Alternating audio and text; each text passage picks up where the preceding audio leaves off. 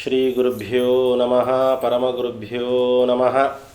ಶ್ರೀಮದಾನಂದತೀರ್ಥ ಭಗವತ್ಪಾದಾಚಾರ್ಯ ಗುರುಭ್ಯೋ ನಮಃ. ಹರಿ ಓಂ. ಜಗತಿ ಹರಿರಚಿಂತ್ಯಃ ಸರ್ವದೇವೈಕವಂದ್ಯಃ ಪರಮಗುರುರಭೀಷ್ಟಾವಾಪ್ತಿತಃ ಸಜ್ಜನಾನಾಂ ನಿಖಿಲ ಗುಣಗಣಾರ್ಣೋ ನಿತ್ಯನಿರ್ಮುಕ್ತದೋಷಃ ಸರಸಿಜನಯನೋऽಸೌ ಶ್ರೀಪತಿರ್ಮಾನದೋನಃ. ನಾರಾಯಣಂ ಸುರಗುರುಂ ಜಗದೇಕನಾಥಂ ಭಕ್ತಪ್ರಿಯಂ ಸಕಲಲೋಕನಮಸ್ಕೃತಂಚ ತ್ರೈಗುಣ್ಯವರ್ಜಿತಮಜಂ ವಿಭುಮಾದ್ಯಮೀಶಂ ವಂದೇ ಭವಗ್ನಮರಾಸುರಸಿದ್ಧವಂದ್ಯಂ. ಅಭ್ರಮಂ ಭಂಗರಹಿತಂ ಅಜಡಂ ವಿಮಲಂ ಸದಾ ಆನಂದತೀರ್ಥಮತುಲಂ ಭಜೆ ತಾಪತ್ರಯಾಪಹಂ. ಭವತಿ ಯದನುಭಾವಾತ್ ಎಡಮೂಕೋಪಿ ವಾಗ್ಮಿ ಜಡಮತಿರಭಿಜಂತುರ್ಜಾಯತೆ ಪ್ರಾಜ್ಞಮೌಲಿಃ. ಸಕಲವಚನಚೇತೋ ದೇವತಾ ಭಾರತೀ ಸ ಮಮ ವಚಸಿ ನಿಧತ್ತಾಂ ಸನ್ನಿಧಿಂ ಮಾನಸೇ ಚ. ನಮೋವಸ್ತಾತ್ವಿಕಾ ದೇವಾಃ ವಿಷ್ಣುಭಕ್ತಿಪರಾಯಣಾಃ ಧರ್ಮಮಾರ್ಗೇ ಪ್ರೇರಯಂತು ಭವಂತಃ ಸರ್ವಯೇವ ಹಿ. ಚಿತ್ರೈಃ ಪದೈಶ್ಚ ಗಂಭೀರೈರ್ವಾಕ್ಯೈರ್ಮಾನೈರಖಂಡಿತೈಃ ಗುರುಭಾವಂ ವ್ಯಂಜಯಂತಿ ಭಾತಿಶ್ರೀ ಜಗತೀರ್ಥವಾಕ್. ಪೂಜ್ಯಾಯ ರಾಘವೇಂದ್ರಾಯ ಸತ್ಯಧರ್ಮರತಾಯ ಚ ಭಜತಾಂ ಕಲ್ಪವೃಕ್ಷಾಯ ನಮತಾಂ ಕಾಮಧೇನವೇ. ಆಪಾದಮೌಳಿಪರ್ಯಂತಂ ಗುರುಣಾಮಾಕೃತಿಂ ಸ್ಮರೇತ್ ತೇನ ವಿಘ್ನಾಃ ಪ್ರಣಶ್ಯಂತಿ ಸಿದ್ಧ್ಯಂತಿ ಚ ಮನೋರಥಾಃ. ಪೃಥ್ವೀಮಂಡಲಮಧ್ಯಸ್ಥಾಃ ಪೂರ್ಣಬೋಧಮತಾನುಗಾಃ ವೈಷ್ಣವಾಃ ವಿಷ್ಣುಹೃದಯಾಃ ತಾನ್ನಮಸ್ಯೈ ಗುರೂನ್ ಮಮ. ಶ್ರೀ ಗುರುಭ್ಯೋ ನಮಃ. ಹರಿ ಓಂ. ಹರಿ ಓಂ. ಹರಿ ಓಂ.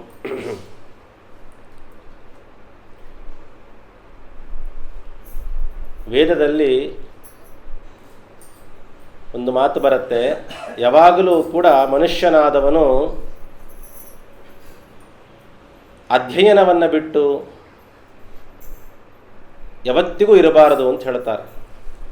ಮನುಷ್ಯ ತಾನು ಅಧ್ಯಯನವನ್ನು ಪ್ರಾರಂಭ ಮಾಡಿದ ದಿವಸದಿಂದ ಹಿಡಿದು ತಾನು ಕೊನೆ ಉಸಿರೆಳೆಯೋ ತನಕವೂ ಕೂಡ ಒಂದು ರೀತಿಯಾದ ಅಧ್ಯಯನ ನಡೀತಾನೇ ಇರಬೇಕು ಅಂತ ಹೇಳ್ತಾರೆ. ಅಧ್ಯಯನ ಅಂದ ತಕ್ಷಣವೇ ಯಾವುದನ್ನೋ ಓದಬೇಕು ಅಂತ ಅರ್ಥ ಅಲ್ಲ. ಯಾವುದನ್ನು ಓದೋದರಿಂದ ಮನುಷ್ಯ ತಾನು ಉನ್ನತ ಸ್ಥಾನಕ್ಕೆ ಹೋಗ್ತಾನೆ ಅಂಥದ್ದನ್ನೇ ಓದಬೇಕು ಅಂತ ಹೇಳ್ತಾರೆ. ಅದಕ್ಕೊಂದು ವ್ಯವಸ್ಥೆ ಮಾಡಿಟ್ಟಿದ್ದಾರೆ. ಇವತ್ತಿನ ಭಾಷೆಯಲ್ಲಿ ಹೇಳೋದಿತ್ತು ಅಂತಂದರೆ, ಶಾಲೆಗಳನ್ನು ಮಕ್ಕಳನ್ನ ಕಳಿಸ್ತೀವಿ, ಅದರದ್ದೇ ಆದ ಒಂದು ಟೆಕ್ಸ್ಟ್ ಬುಕ್ ಅಂತಿರುತ್ತೆ. ಇಂಥದ್ದನ್ನು ಓದಿದ್ರೆ ನೀನು ಮುಂದಿನ ಕ್ಲಾಸಿಗೆ ಹೋಗ್ತೀಯಾ, ಹೀಗೆಲ್ಲ ನಾವೊಂದು ವ್ಯವಸ್ಥೆ ಮಾಡಿಟ್ಕೊಂಡಿದ್ದೀವಿ. ನಿಮ್ಮ ಮಗ ಏನು ಮಾಡ್ಕೊಂಡಿದ್ದಾನೆ, ಕೂಸು ಏನು ಮಾಡ್ಕೊಂಡಿದೆ, ಏನು ಓದ್ತಾನೆ, ದಿನ ನ್ಯೂಸ್ ಪೇಪರ್ ಓದ್ತಾನೆ. ಅದು ಓದೋದೇ ಇಲ್ಲ ಅಂತ ಅರ್ಥ ಅಲ್ಲ. ಆದರೆ ದಿನ ನ್ಯೂಸ್ ಪೇಪರ್ ಓದ್ತಾನೆ ಅಂದರೆ ಅವನಿಗೆ ಯಾರನ್ನೋ ಮುಂದಿನ ಕ್ಲಾಸಿಗೆ ಹಾಕೋದಿಲ್ಲ. ಇನ್ಯಾವುದೋ ಮ್ಯಾಗ್ಝೈನ್ಗಳು ಓದ್ತಾನೆ ಅಂದರೆ ಅವನು ಮುಂದಿನ ಕ್ಲಾಸಿಗೆ ಹಾಕೋದಿಲ್ಲ. ಏನು ಸರ್ಕಾರ ಅಥವಾ ಏನೋ ಒಂದು ವ್ಯವಸ್ಥೆ, ನಾವು ಸಮಾಜದಲ್ಲಿ ಏನು ನಾವು ಬದುಕ್ತಾ ಇದ್ದೀವಿ, ಸಮಾಜದಲ್ಲಿ ಏನೋ ಒಂದು ವ್ಯವಸ್ಥೆ ಮಾಡಿಟ್ಕೊಂಡಿದ್ದಾರೋ ಆ ವ್ಯವಸ್ಥೆಗೆ ಅನುಗುಣವಾದ ರೀತಿಯಲ್ಲಿ ನಾವು ಯಾವ ಪುಸ್ತಕಗಳನ್ನು ಓದೋದರಿಂದ ನಾವು ಉನ್ನತ ಸ್ಥಾನಕ್ಕೆ ಹೋಗ್ತೀವಿ ಅಂತ ಏನೊಂದು ವ್ಯವಸ್ಥೆ ಇದೆಯಲ್ಲ, ಅದನ್ನು ಓದಿದಾಗ ಮಾತ್ರನೇ PhD ಮಾಡ್ಕೊಂಡಿದ್ದಾರೆ, MA ಇನ್ ಸ್ಯಾನ್ಸ್ಕ್ರಿಟು, MA ಇನ್ ಇಂಗ್ಲೀಷು ಇವೆಲ್ಲ ನಾವು ಹೇಳ್ತಾ ಬರ್ತೀವಿ. ಯಾಕೆ ಈ ಮಾತನ್ನು ಹೇಳಿದೆ ಅಂದರೆ, ನಾನು ಅಧ್ಯಯನ ಎಷ್ಟು ಮುಖ್ಯವೋ ಯಾವುದನ್ನು ಅಧ್ಯಯನ ಮಾಡಬೇಕು ಅನ್ನೋದು ಅದಕ್ಕಿಂತಲೂ ಬಹಳ ಮುಖ್ಯವಾದಂತಹ ಆಯ್ಕೆ ಇದೆಯಲ್ಲ, ಬಹಳ ಮುಖ್ಯವಾದ ಆಗಿರಬೇಕು, ಬಹಳ ಉತ್ತಮವಾದ ಆಯ್ಕೆ ಆಗಿರಬೇಕು. ಲೌಕಿಕವಾದ ರೀತಿಯಲ್ಲಿ ನಾವು ಉನ್ನತ ಸ್ಥಾನಕ್ಕೆ ಹೋಗಬೇಕು ಅಂತಿದ್ದರೆ ನಮ್ಮ ಅಧ್ಯಯನ ಲೌಕಿಕವಾದ ರೀತಿಯಲ್ಲಿ ಯಾವುದು ಅಧ್ಯಯನ ಮಾಡಬೇಕು ಅದು ಮಾಡಿಕೊಳ್ಳಿ, ಪರವಾಗಿಲ್ಲ. ಆದರೆ ಆಧ್ಯಾತ್ಮಿಕ ಪ್ರಪಂಚದಲ್ಲಿ ನಾವು ಉನ್ನತ ಸ್ಥಾನಕ್ಕೆ ನಾವು ಹೋಗಬೇಕು ಅಂತ ಇದ್ದಾಗ ನಮ್ಮ ಅಧ್ಯಯನ ಯಾವುದರ ಕಡೆ ಇರಬೇಕು ಅಂತ ಹೇಳಿದಾಗ, ವೇದವನ್ನು ಅಧ್ಯಯನ ಮಾಡೋದು, ಪುರಾಣಗಳನ್ನು ಅಧ್ಯಯನ ಮಾಡೋದು, ಮಹಾಭಾರತವನ್ನು ಅಧ್ಯಯನ ಮಾಡೋದು, ರಾಮಾಯಣ ಗ್ರಂಥಗಳನ್ನು ಅಧ್ಯಯನ ಮಾಡೋದು.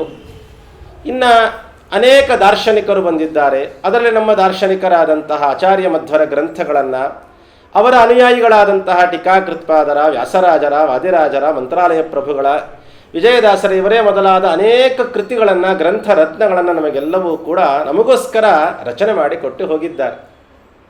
ಹಾಗಾಗಿ ಅಂಥ ಗ್ರಂಥಗಳನ್ನು ಅಧ್ಯಯನ ಮಾಡೋದರಿಂದ ಆಧ್ಯಾತ್ಮಿಕ ಪ್ರಪಂಚದಲ್ಲಿ ನಮ್ಮದೇ ಆದಂತಹ ಒಂದು ಸ್ಥಾನವನ್ನು ನಾವು ಭದ್ರಪಡಿಸ್ಕೊಳ್ಬಹುದು, ಅದನ್ನು ಬೆಳೆಸ್ಕೊಳ್ತಾನೂ ಹೋಗಬಹುದು. ಆ ನಿಟ್ಟಿನಲ್ಲಿ ಯೋಚನೆ ಮಾಡಿದಾಗ ಶಾಸ್ತ್ರಗ್ರಂಥಗಳು, ಶಾಸ್ತ್ರ ಪ್ರಪಂಚ ಎಷ್ಟಿದೆ ಅಂದರೆ ಬಹಳ ದೊಡ್ಡದಾದಂತಹ ಸಾಗರ ಅದು.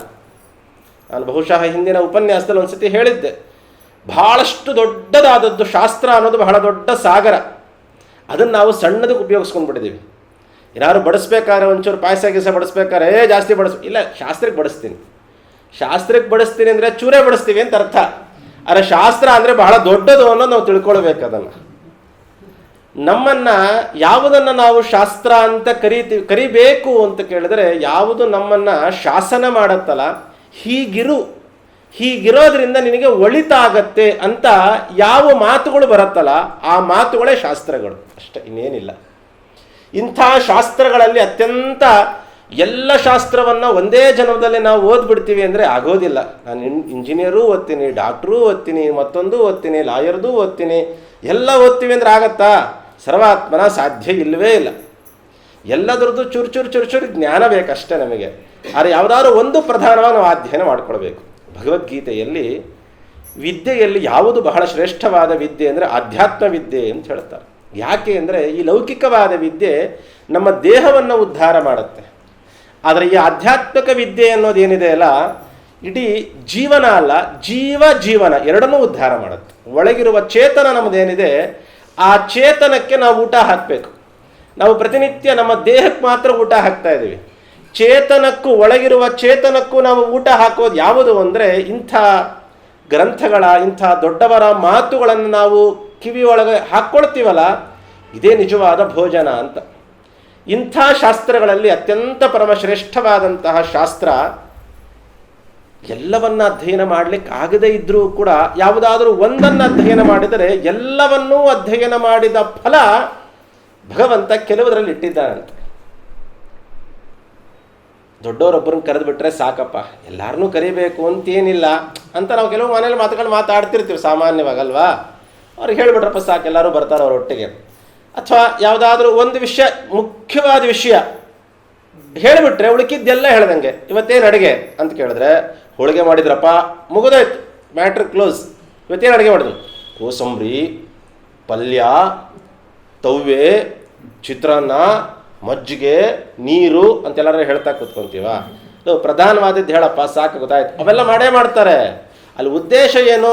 ಭಕ್ಷ್ಯ ಏನು ಮಾಡಿದ್ರು, ಖಾರದ ಐಟಮ್ ಏನು ಮಾಡಿದ್ರು, ಮುಗಿದೋಯ್ತಲ್ಲಿ. ಅದು ಹೇಳಿಬಿಟ್ರೆ ಉಳಿಕಿದ್ದೆಲ್ಲ ನಾರ್ಮಲ್.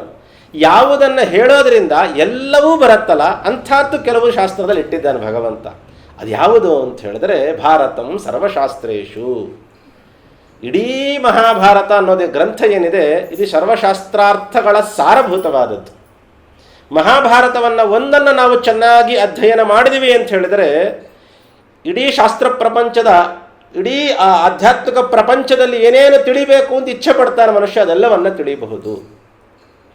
ಭಾರತಂ ಸರ್ವಶಾಸ್ತ್ರೇಷು ಭಾರತೆ ಗೀತಿಕಾವರ ವಿಷ್ಣು ಸಹಸ್ರನಾಮಾಪಿ ಜ್ಞೇಯಂ ಪಾಠ್ಯಂಚ ತದ್ವಯಂ.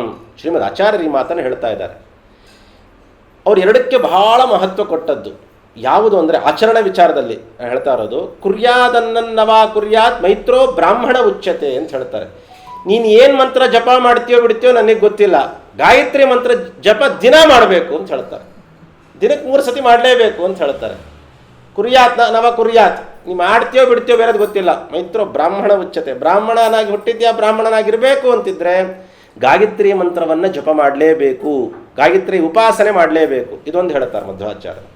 ಇನ್ನು ಭಾರತಂ ಸರ್ವಶಾಸ್ತ್ರೇಷು ಭಾರತೀಯ ಗೀತಿಕಾವರ ವಿಷ್ಣು ಸಹಸ್ರನಾಮಾಪಿ ಜ್ಞೇಯಂ. ನೀನೇನು ತಿಳಿತೀಯೋ ಬಿಡ್ತೀಯೋ ನನಗೆ ಗೊತ್ತಿಲ್ಲ, ಏನು ಅಧ್ಯಯನ ಮಾಡ್ತೀಯೋ ಬಿಡ್ತೀಯೋ, ಪಾಠ್ಯಂ, ಏನು ಹೇಳ್ಕೊಡ್ತೀಯೋ, ಏನು ತಿಳಿತೀಯೋ ನನಗೆ ಬೇಕಾಗಿಲ್ಲ, ಅರೆ ಎರಡನ್ನು ಮಾತ್ರ ನೀನು ಅಳವಡಿಸ್ಕೊಳ್ಳೇಬೇಕು ನಿನ್ನ ಜೀವನದಲ್ಲಿ ಅಂತ ಹೇಳ್ತಾರೆ. ಯಾವುದು ಅಂತ ಹೇಳಿದ್ರೆ ಭಗವದ್ಗೀತಾ, ಇನ್ನೊಂದು ವಿಷ್ಣು ಸಹಸ್ರನಾಮ. ಭಗವದ್ಗೀತಾ ಮತ್ತು ವಿಷ್ಣು ಸಹಸ್ರನಾಮ ಭಗವಂತನ 2 ಕಣ್ಣುಗಳಿದ್ದ ಹಾಗೆ. ಅವೆರಡರಲ್ಲಿ ಮತ್ತು ತಾರತಮ್ಯ ಏನಿಲ್ಲ, ಅವೆರಡು ಒಂದೇ ತೂಕ. ಒಂದು ಭಗವಂತನೇ ಹೇಳಿದ ಮಾತು, ಇನ್ನೊಂದು ಭಗವದ್ಭಕ್ತರು ಹೇಳಿದ ಮಾತುಗಳು, ಭಗವಂತನ ಬಗ್ಗೆ ಹೇಳಿದ ಮಾತು. ಭಗವಂತ ಭಗವದ್ಗೀತೆಯಲ್ಲಿ ಎಲ್ಲರ ಬಗ್ಗೆ ಹೇಳಿ ತನ್ನ ಬಗ್ಗೆನೂ ಹೇಳ್ತಾನೆ, ಅದೇ ಭಗವದ್ಭಕ್ತರು ಬರೀ ಭಗವಂತನ ಬಗ್ಗೆ ಹೇಳ್ತಾರೆ, ಅದು ವಿಷ್ಣು ಸಹಸ್ರನಾಮ. ಒಂದು ಭಗವದ್ಗೀತೆ, ಇನ್ನೊಂದು ವಿಷ್ಣು ಸಹಸ್ರನಾಮ. ಜ್ಞೇಯಂ ತಿಳಿರಿ, ಪಾಠ್ಯಂಚ ತಿಳಿದಾಯ್ತಾ, ತಿಳಿಸ್ರಿ, ತಿಳ್ಕೊಳ್ರಿ, ತಿಳಿಸ್ರಿ, ಎರಡೂ ಬಹಳ ಮುಖ್ಯವಾದದ್ದು. ಇನ್ಯಾವ ಗ್ರಂಥಗಳಿಗೂ ಇಷ್ಟು ವಿಶೇಷಣ ಕೊಡಲಿಲ್ಲ. ಅಂಥ ಅದ್ಭುತವಾದಂತಹ ಗ್ರಂಥ ಶ್ರೀ ವಿಷ್ಣು ಸಹಸ್ರನಾಮ. ಭಗವದ್ಗೀತೆ ಮತ್ತು ವಿಷ್ಣು ಸಹಸ್ರನಾಮ ಎರಡೂ ಒಂದರ ಸ್ಥಾನದಲ್ಲಿ. ಅದರಲ್ಲೂ ಕೂಡ ಎರಡೂ ಒಂದೇನೆ, ಇಲ್ಲ ಅಂತಲ್ಲ. ಆದರೆ ಭಗವದ್ಗೀತೆ ಒಳಗಡೆ ನಿಮಗೆ ಶ್ಲೋಕಗಳನ್ನು ಹೇಳ್ತಾ ಹೇಳ್ತಾ ಹೋದ್ವಿ ಅಂತಂದರೆ ಇನ್ಯಾರ್ಯಾರ್ದೋ ನೆನಪಾಗೋ ಸಂಭವ ಬರುತ್ತೆ. ಸಂಜಯ ಬರ್ತಾನೆ, ಧೃತರಾಷ್ಟ್ರ ಬರ್ತಾನೆ, ಪಾಂಡವರು ಬರ್ತಾರೆ, ದುರ್ಯೋಧನ ಬರ್ತಾನೆ, ಇನ್ಯಾರೋ ಬರ್ತಾರೆ, ಶಕುನಿ ಬರ್ತಾನೆ, ಭೀಮಸೇನರು ಬರ್ತಾರೆ, ನಕುಲ ಸಹದೇವರ ಬಗ್ಗೆ ಹೇಳ್ತಾರೆ, ಇನ್ಯಾವುದೋ ಜೀವನ ಬಗ್ಗೆ ಹೇಳ್ತಾರೆ. ಎಲ್ಲ ಶಾಸ್ತ್ರಾರ್ಥ ವಿಚಾರಗಳೇ ಬೇಕು ಅಂತಿಲ್ಲ. ಅರ್ಥ ಆಯ್ತು ನಾನು ಹೇಳಿದ್ದು? ಎಲ್ಲ ಬರುವ ಸಂಭವನಾದರೂ ಇರ್ಬೋದು. ಆದರೆ ವಿಷ್ಣು ಸಹಸ್ರನಾಮ ನೀವು ಪಾರಾಯಣ ಕುತ್ಕೊಂಡ್ವಿ ಅಂತಂದರೆ ವಿಶ್ವಂ ಅಂತ ಪ್ರಾರಂಭ ಮಾಡಿದ್ರೆ ಸರ್ವಪ್ರಹರಣ ಯುಧ, ಅಲ್ಲಿ ತನಕನೂ ಇನ್ಯಾರ ಪ್ರವೇಶವೂ ಇಲ್ಲ, ಮುಗಿದೋಯ್ತು. ಕೇವಲ ಭಗವಂತನ ಪ್ರವೇಶ ಮಾತ್ರ. ಅಂಥ ಅದ್ಭುತವಾದಂಥ ಮಹೋನ್ನತವಾದಂತಹ ಕೃತಿ ವಿಷ್ಣು ಸಹಸ್ರನಾಮ. ಯಾಕೆ ಈ ವಿಷಯವನ್ನು ಆಯ್ಕೆ ಮಾಡಿಕೊಂಡಿದ್ದು ಅಂತ ಹೇಳಿದರೆ,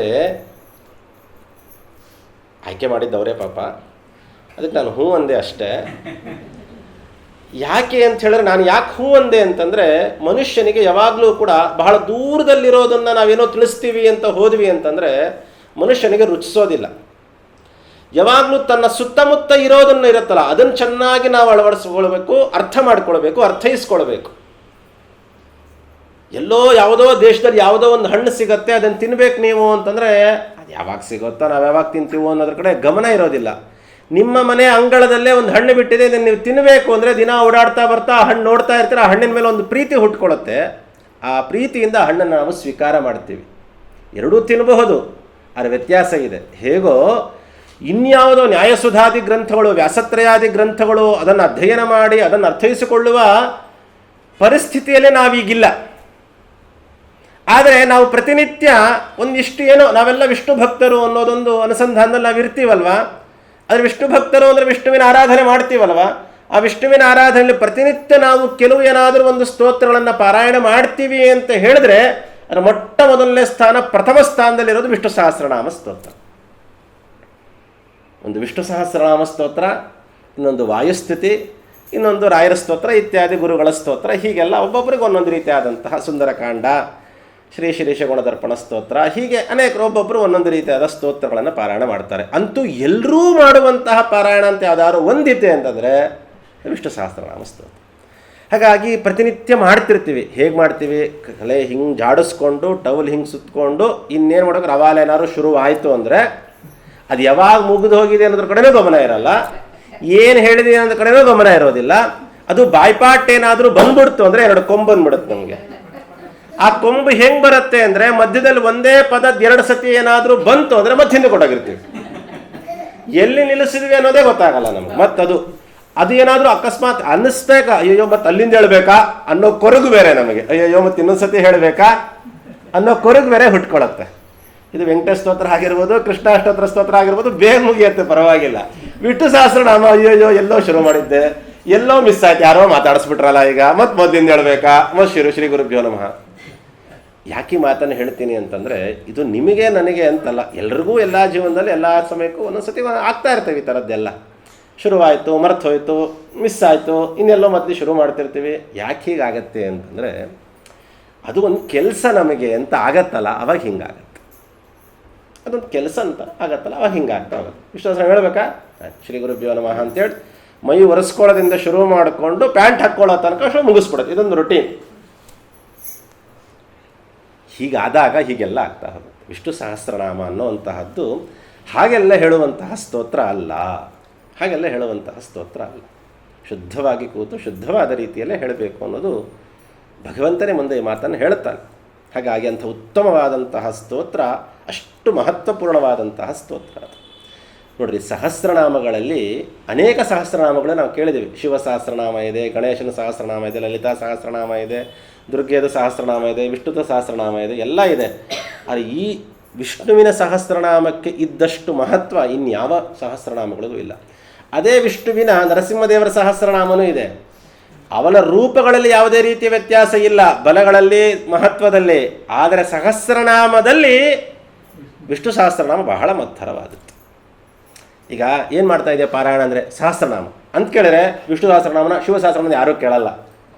ಅದು ಶೈವರು ಮಾಡಲಿ ವೈಷ್ಣವರು ಮಾಡಲಿ ಪಾರಾಯಣ, ಸಹಸ್ರನಾಮ ಅಂದರೆ ಮುಗಿದಾಯ್ತು, ಅದು ವಿಷ್ಣು ಸಹಸ್ರನಾಮ ಅಂತಲೇ ಅರ್ಥ. ಅಷ್ಟು ಪ್ರಸಿದ್ಧಿ ಅಲ್ವಾ. ನಿರ್ಣಯ ಯಾವುದ್ರಲ್ಲಿ ಹೇಳಿದ್ರೆ ನಿರ್ಣಯದಲ್ಲಿ ಹೇಳಿದ್ರೆ, ಹೌದಾ ಯಾವ ನಿರ್ಣಯ ಅಂತ ಕೇಳಿದ್ರೆ ಮಹಾಭಾರತ ಆತ್ಮನಿರ್ಣಯ ಅಂತಲೇ ಮುಗಿದೋಯ್ತು ಅಷ್ಟೇ. ಅದು ಹಿಂಗೋ ಹಾಗೆ ಅನೇಕ ಸಹಸ್ರನಾಮಗಳಿದ್ದರೂ ಕೂಡ ವಿಷ್ಣು ಸಹಸ್ರನಾಮಕ್ಕೆ ಅದರದೇ ಆದ ಸ್ಥಾನ ಇದೆ. ಇದರ ಮಾಡಿದಂಥ ರಚನೆ ಮಾಡಿದ ವ್ಯಕ್ತಿಗಳು ಅಂಥವರೇ. ಸರ್ವೋತ್ತಮನಾದ ನಾರಾಯಣ ಶ್ರೀಹರಿ ಆ ವಿಷ್ಣುವೇ ರಚನೆ ಮಾಡಿದ, ವ್ಯಾಸರೂಪದಿಂದ ರಚನೆ ಮಾಡಿದಂಥ ಉತ್ತಮವಾದಂತಹ ಗ್ರಂಥ ವಿಷ್ಣು ಸಹಸ್ರನಾಮ. ಅಂಥ ವಿಷ್ಣು ಸಹಸ್ರನಾಮಕ್ಕೆ ವ್ಯಾಸರೇ ಬಹಳ ಉತ್ತಮವಾದ ಸ್ಥಾನ ಕೊಟ್ಟಿದ್ದಾರೆ. ಅವರೇ ಹೇಳ್ತಾರೆ, ಇನ್ನೊಂದು ಬ್ರಹ್ಮಾಂಡ ಪುರಾಣದಲ್ಲಿ ಒಂದು ಮಾತು ಹೇಳ್ತಾರೆ ವೇದವ್ಯಾಸರೇ, ಶಾಸ್ತ್ರೇಶು ಭಾರತಂ ಸಾರಹ. ಆಗಲೇ ಹೇಳಿದ್ರೆ ಅದೇ ಮಾತಿನ ಥರನೇ, ಶಾಸ್ತ್ರೇಶು ಭಾರತಂ ಸಾರಹ, ಇಡೀ ಶಾಸ್ತ್ರಗಳಲ್ಲಿ ಭಾರತ. ತತ್ರ ನಾಮ ಸಹಸ್ರಕಂ, ಅದರೊಳಗೆ ಸಹಸ್ರನಾಮ.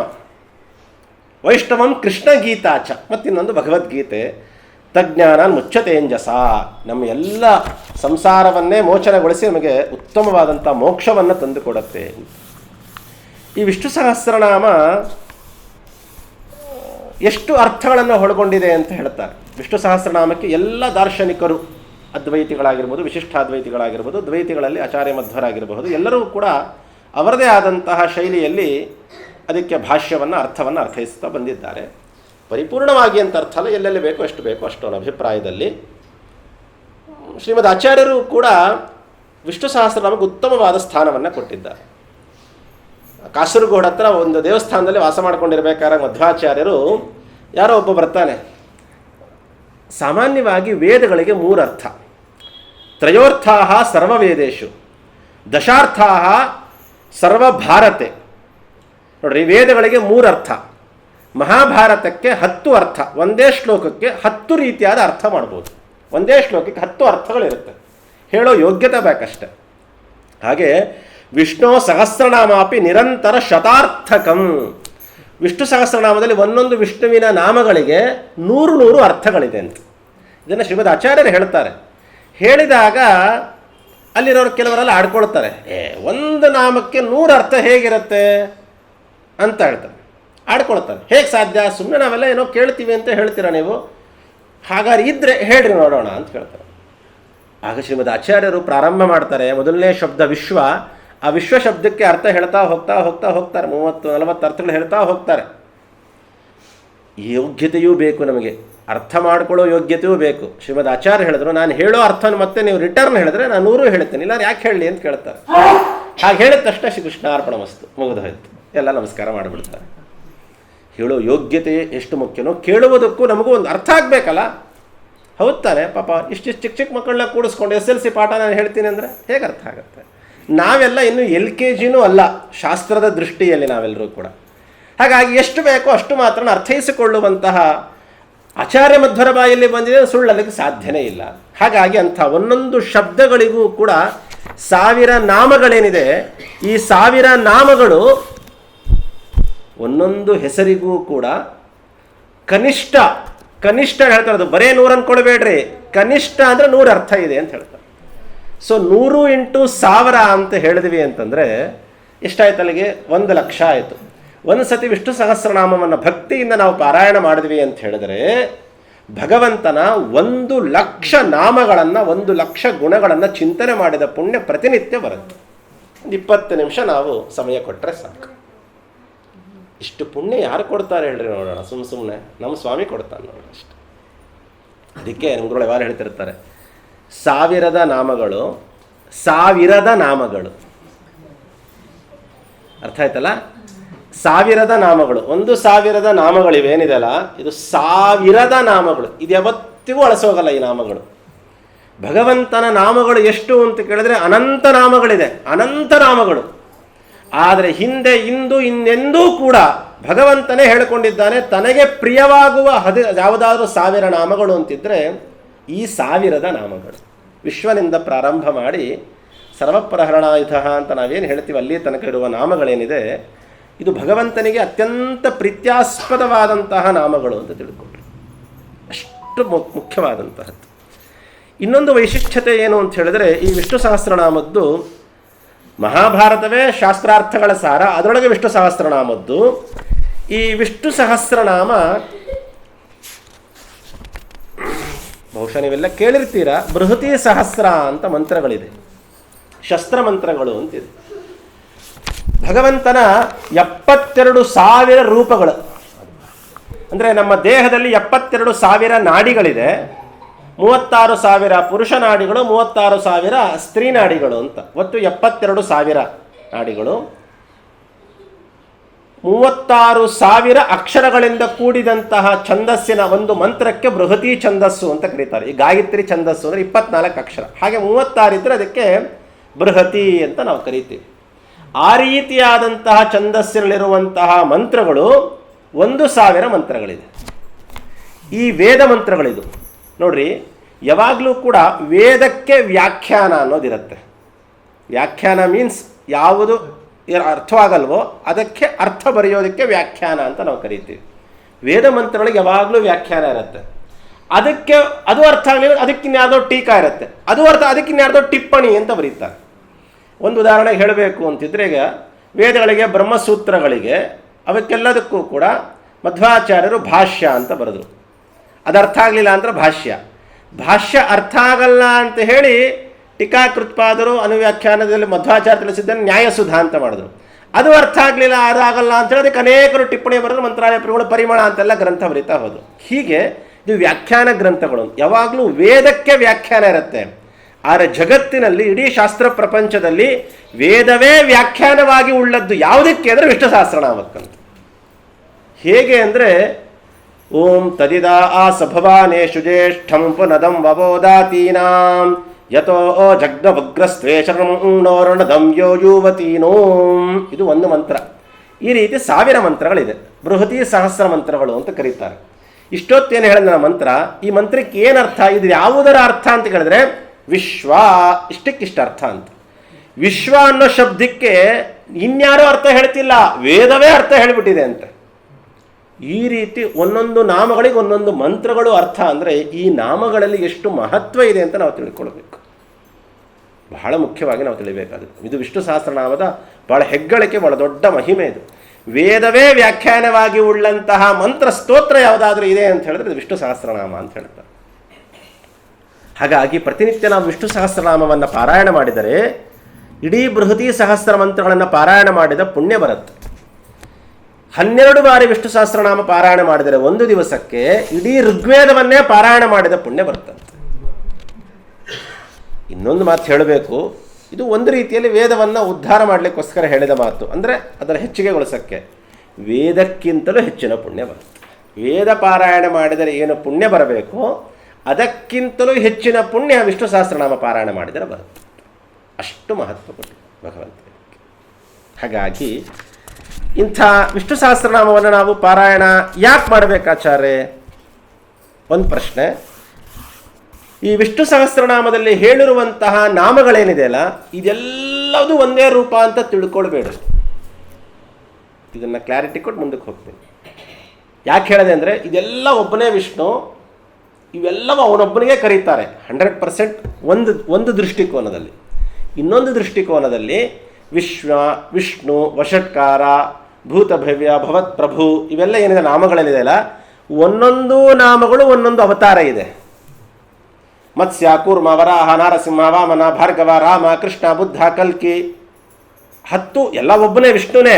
ಆದರೆ ಅವತಾರಗಳು ಬೇರೆ ಬೇರೆ ಅಂತೀವಲ್ಲ, ಅದೇ ರೀತಿ ತಿಳ್ಕೊಳ್ರಿ. ವಿಷ್ಣು, ವಷಟ್ಕಾರ ಎಲ್ಲ ಏನಿದೆಯಲ್ಲ, ಒಬ್ಬ ಮಹಾವಿಷ್ಣು ನಿಂತುಬಿಟ್ಟಿದ್ದಾನೆ, ಇವರೆಲ್ಲ ಅವನದೇ ಇಷ್ಟೊಂದು ನಾಮಗಳು ಹೇಳ್ತಾ ಬಂದಿದ್ದಾರೆ ಅಂತಲೂ ಒಂದರ್ಥ ಅದು ಇದೆ, ಇಲ್ಲ ಅಂತ ಅರ್ಥ ಅಲ್ಲ. ಆದರೆ ಅವನೊಬ್ಬನೇ ಒಂದೇ ಅವತಾರಕ್ಕೆ ಇಷ್ಟೆಲ್ಲ ಹೇಳಿದ್ದಾರೆ ಅಂತ ಅರ್ಥ ಒಂದೇ ಅಲ್ಲ.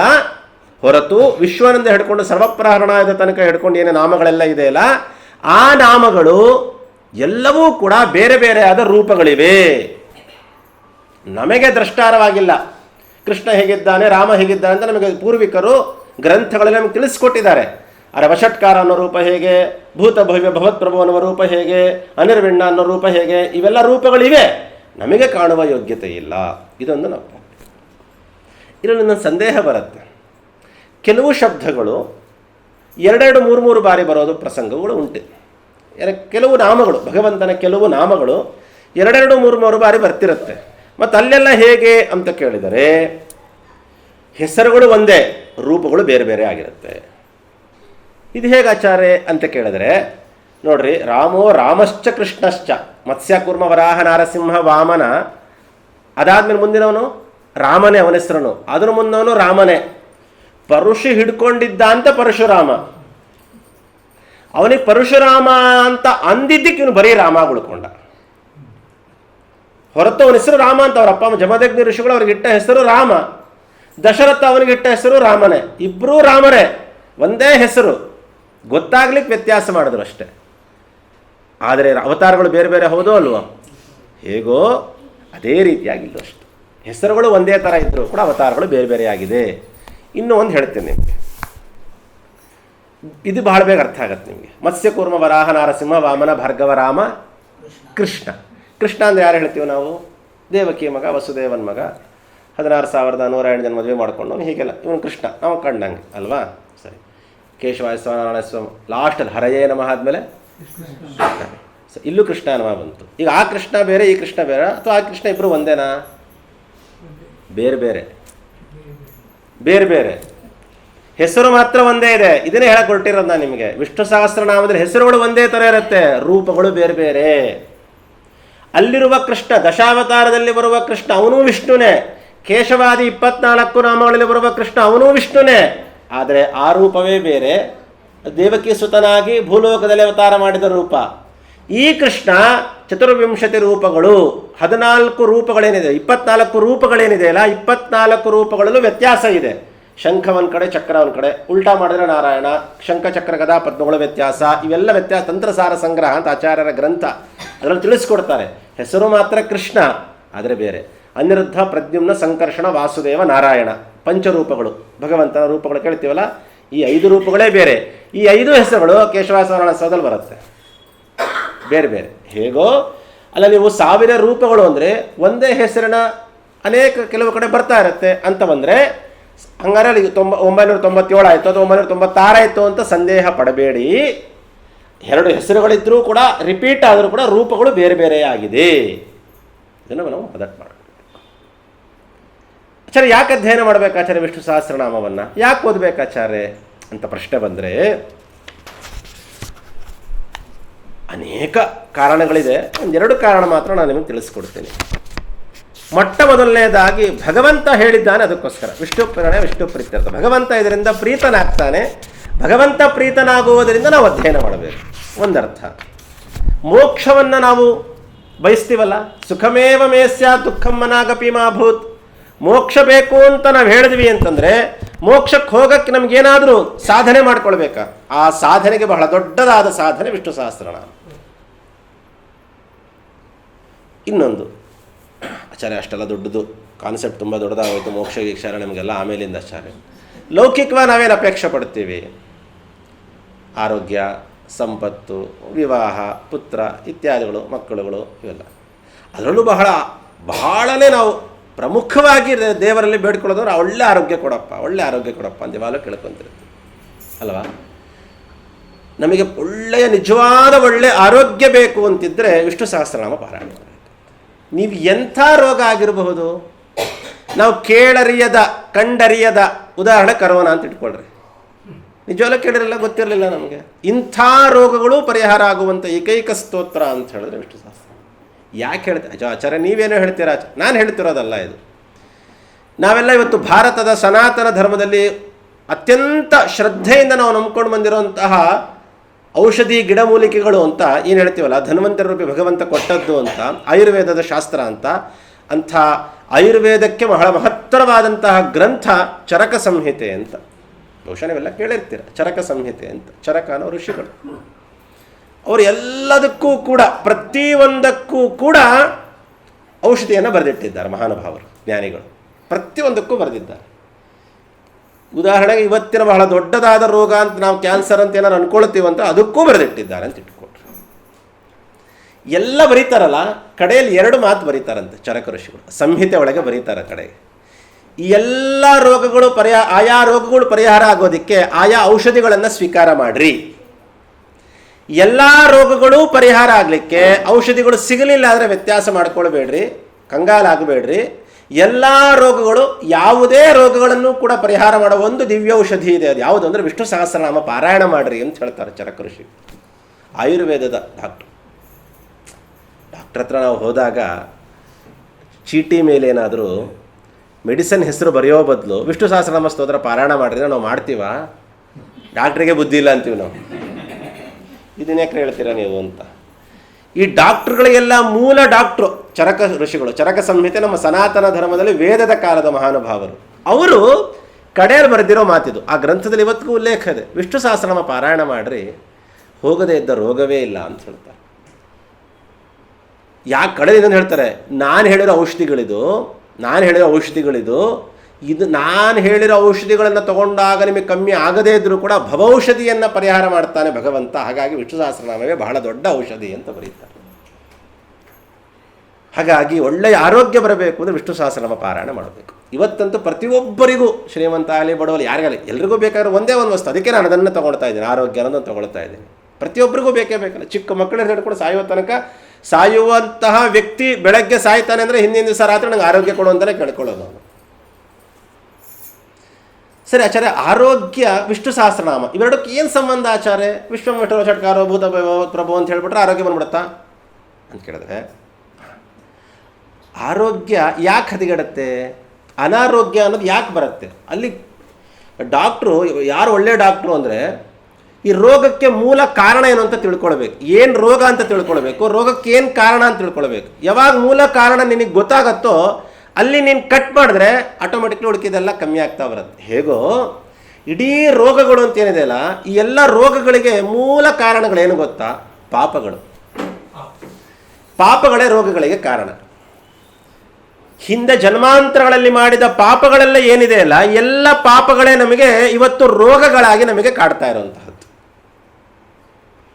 ವ್ಯಾಸರೇ ಹೇಳಿರುವ ಮಾತಿದು. ಹಾಗಾಗಿ ಈ ರೋಗಗಳು ನಮಗೆ ಪರಿಹಾರ ಆಗಬೇಕು. ನಮಗೆ ರೋಗಗಳು ಪರಿಹಾರ ನೋಡ್ರಿ, ಹಾಗಂಥೇಳಿ ಬರೀ ಪಾಪಗಳಷ್ಟೇ ಅಲ್ಲ, ಪ್ರಾಯಶಃ 90% ನಮ್ಮ ರೋಗಗಳೇ ಕಾರಣ, ಪಾಪಗಳೇ ಕಾರಣ ರೋಗಗಳಿಗೆ. ಇನ್ನು 10% ಜ್ವರ ಬಂತು ಅಂದರೆ, ಯಾಕೆ ಜ್ವರ ಬಂತು? ಸಿಕ್ಕಾಪಟ್ಟೆ ಮಳೆ ಬರ್ತಾ ಇದೆ, ಸಿಕ್ಕಾಪಟ್ಟೆ ಥಂಡಿ ಆಗ್ಬಿಟ್ಟಿದೆ, ಆ ಥಂಡಿಯಿಂದ ನನಗೆ ಜ್ವರ ಬಂತು ಅಂತ ಹೇಳ್ತೀವಿ ಅಲ್ವಾ? ಸುಮ್ಮನೆ ಸಣ್ಣದೊಂದು ಉದಾಹರಣೆ ಕೊಡ್ತಿರೋದು. ಜ್ವರ ಬಂತು ಅಂತ ಹೇಳ್ತೀವಿ. ವಾತಾವರಣ ಥಂಡಿಯಾಗಿ ವಾತಾವರಣ ಮಳೆ ಬಂದರೆ ಒಂದು ಮನೇಲಿ 4 ಜನ ಇರ್ತಾರೆ, ಒಬ್ಬನಿಗೆ ಜ್ವರ ಬರುತ್ತೆ. ಯಾಕೆ 4 ಜನಕ್ಕೂ ಬರಬೇಕಲ್ಲ. ಕಾರಣ ಏನು? ಮಳೆ ಬಂತು. ನನಗೆ ಮಳೆ ಬಂತು, ನಿಮಗೆ ಮಳೆ ಬರಲಿಲ್ವ? ಹಾಗಾದರೆ ಹೌದು ತಾನೆ? ಚಳಿ ಇದೆ, ನನಗೆ ಚಳಿ ಇದೆ, ನಿಮಗೆ ಚಳಿ ಇಲ್ಲ. ನನ್ನ ಚರ್ಮ ತಡ್ಕೊಳ್ಳುತ್ತೆ ಮಾಡತ್ತೆ ಅನ್ನೋದೆಲ್ಲ ಮೇಲಿನ ಒಂದು ನಮ್ಮ ಉತ್ತರಗಳಷ್ಟೇ ಅವೆಲ್ಲವೂ ಕೂಡ. ಆದರೆ ನಿಜವಾಗಲೂ ಜನ್ಮಾಂತರದಲ್ಲಿ ಆದ ಪಾಪಗಳೇನಿದೆ, ಈ ಪಾಪಗಳೇ ನಮಗೆ ರೋಗಗಳಾಗಿ ನಮ್ಮನ್ನು ಕಾಡ್ತಾ ಹೋಗುತ್ತೆ. ಸೊ ನಮಗೀಗ ರೋಗ ಹೋಗಬೇಕು ಅಂದರೆ ಅದಕ್ಕೆ ಹಿಂದೆ ಇನ್ನೊಂದು ಹೋಗಬೇಕು. ಅದೇನು? ಪಾಪಗಳು ಹೋಗಬೇಕು. ಸೊ ಪಾಪಗಳು ಹೋಗೋದು ಹೇಗೆ ಅಂತ ಹೇಳಿದ್ರೆ ವಿಷ್ಣು ಸಹಸ್ರ. ಸೊ ಆರೋಗ್ಯಕ್ಕೂ ವಿಷ್ಣು ಸಹಸ್ರನಾಮಕ್ಕೂ ಏನು ಸಂಬಂಧ ಅಂದರೆ, ಆರೋಗ್ಯಕ್ಕೂ ಪಾಪಗಳಿಗೂ ಸಂಬಂಧ ಇದೆ, ಪಾಪಗಳಿಗೂ ವಿಷ್ಣು ಸಹಸ್ರನಾಮಕ್ಕೂ ಸಂಬಂಧ ಇದೆ ಅಲ್ವಾ? ಆಗ ನಮಗೆ ಗೊತ್ತಾಗತ್ತೆ. ವಿಷ್ಣು ಸಹಸ್ರನಾಮ ಪಾರಾಯಣ ಮಾಡಿದ್ರೆ ಪಾಪ ಹೋಗುತ್ತೆ, ಪಾಪ ಯಾವಾಗ ಹೋಗುತ್ತೋ ಆವಾಗ ನಮಗೆ ಆರೋಗ್ಯ ಬರುತ್ತೆ.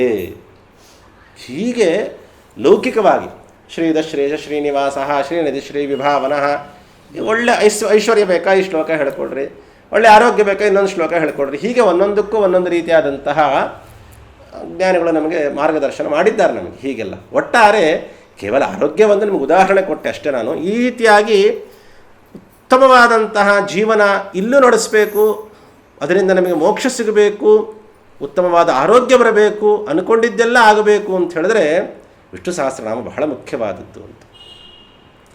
ವಿಷ್ಣು ಸಹಸ್ರನಾಮ ಜಗತ್ತಿಗೆ ಕೊಟ್ಟ ಮಹಾನುಭಾವರ ಸ್ಮರಣೆಯನ್ನು ಮಾಡಿ ನಾನು ವಿಷ್ಣು ಸಹಸ್ರನಾಮದ ಅರ್ಥಕ್ಕೆ ನಾವು ಹೋಗಬೇಕು.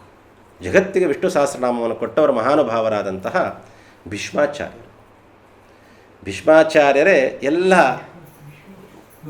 ಪಾಂಡವರನ್ನೆಲ್ಲರನ್ನೂ ಕೂಡ ಮುಂದೆ ಕೂಡಿಸ್ಕೊಂಡು, ಕೃಷ್ಣನೂ ಇದ್ದಾನಲ್ಲೇ, ಎಲ್ಲರ ಎದುರಿಗೆ ಉತ್ತರಾಯಣ ಬರಲಿ ಶರಶೈಯಲ್ಲಿ ಮಲಗಿರಬೇಕಾದಾಗ ಭೀಷ್ಮಾಚಾರ್ಯರು ಜಗತ್ತಿಗೆ ಮಹಾನುಭಾವರ ಭೀಷ್ಮಾಚಾರ್ಯರು ಭಗವಂತನ ನಾಮಗಳನ್ನು ನಮಗೆ ಕೊಟ್ಟ ಮಹಾನುಭಾವರು. ವ್ಯಾಸರು ರಚನೆ ಮಾಡಿದ್ದು ಅದನ್ನೇ ಭೀಷ್ಮಾಚಾರ್ಯರ ಮುಖಾಂತರ ಜಗತ್ತಿಗೆ ಕೊಡಿಸ್ತಾನೆ ಭಗವಂತ.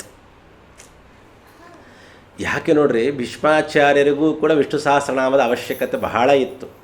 ಏಕೆಂದರೆ ಅವರೂ ಕೂಡ ಶರಶಯ್ಯೆ ಒಳಗಡೆ ಅನುಭವಿಸ್ತಾ ಮಲಗಿದ್ದಾರೆ.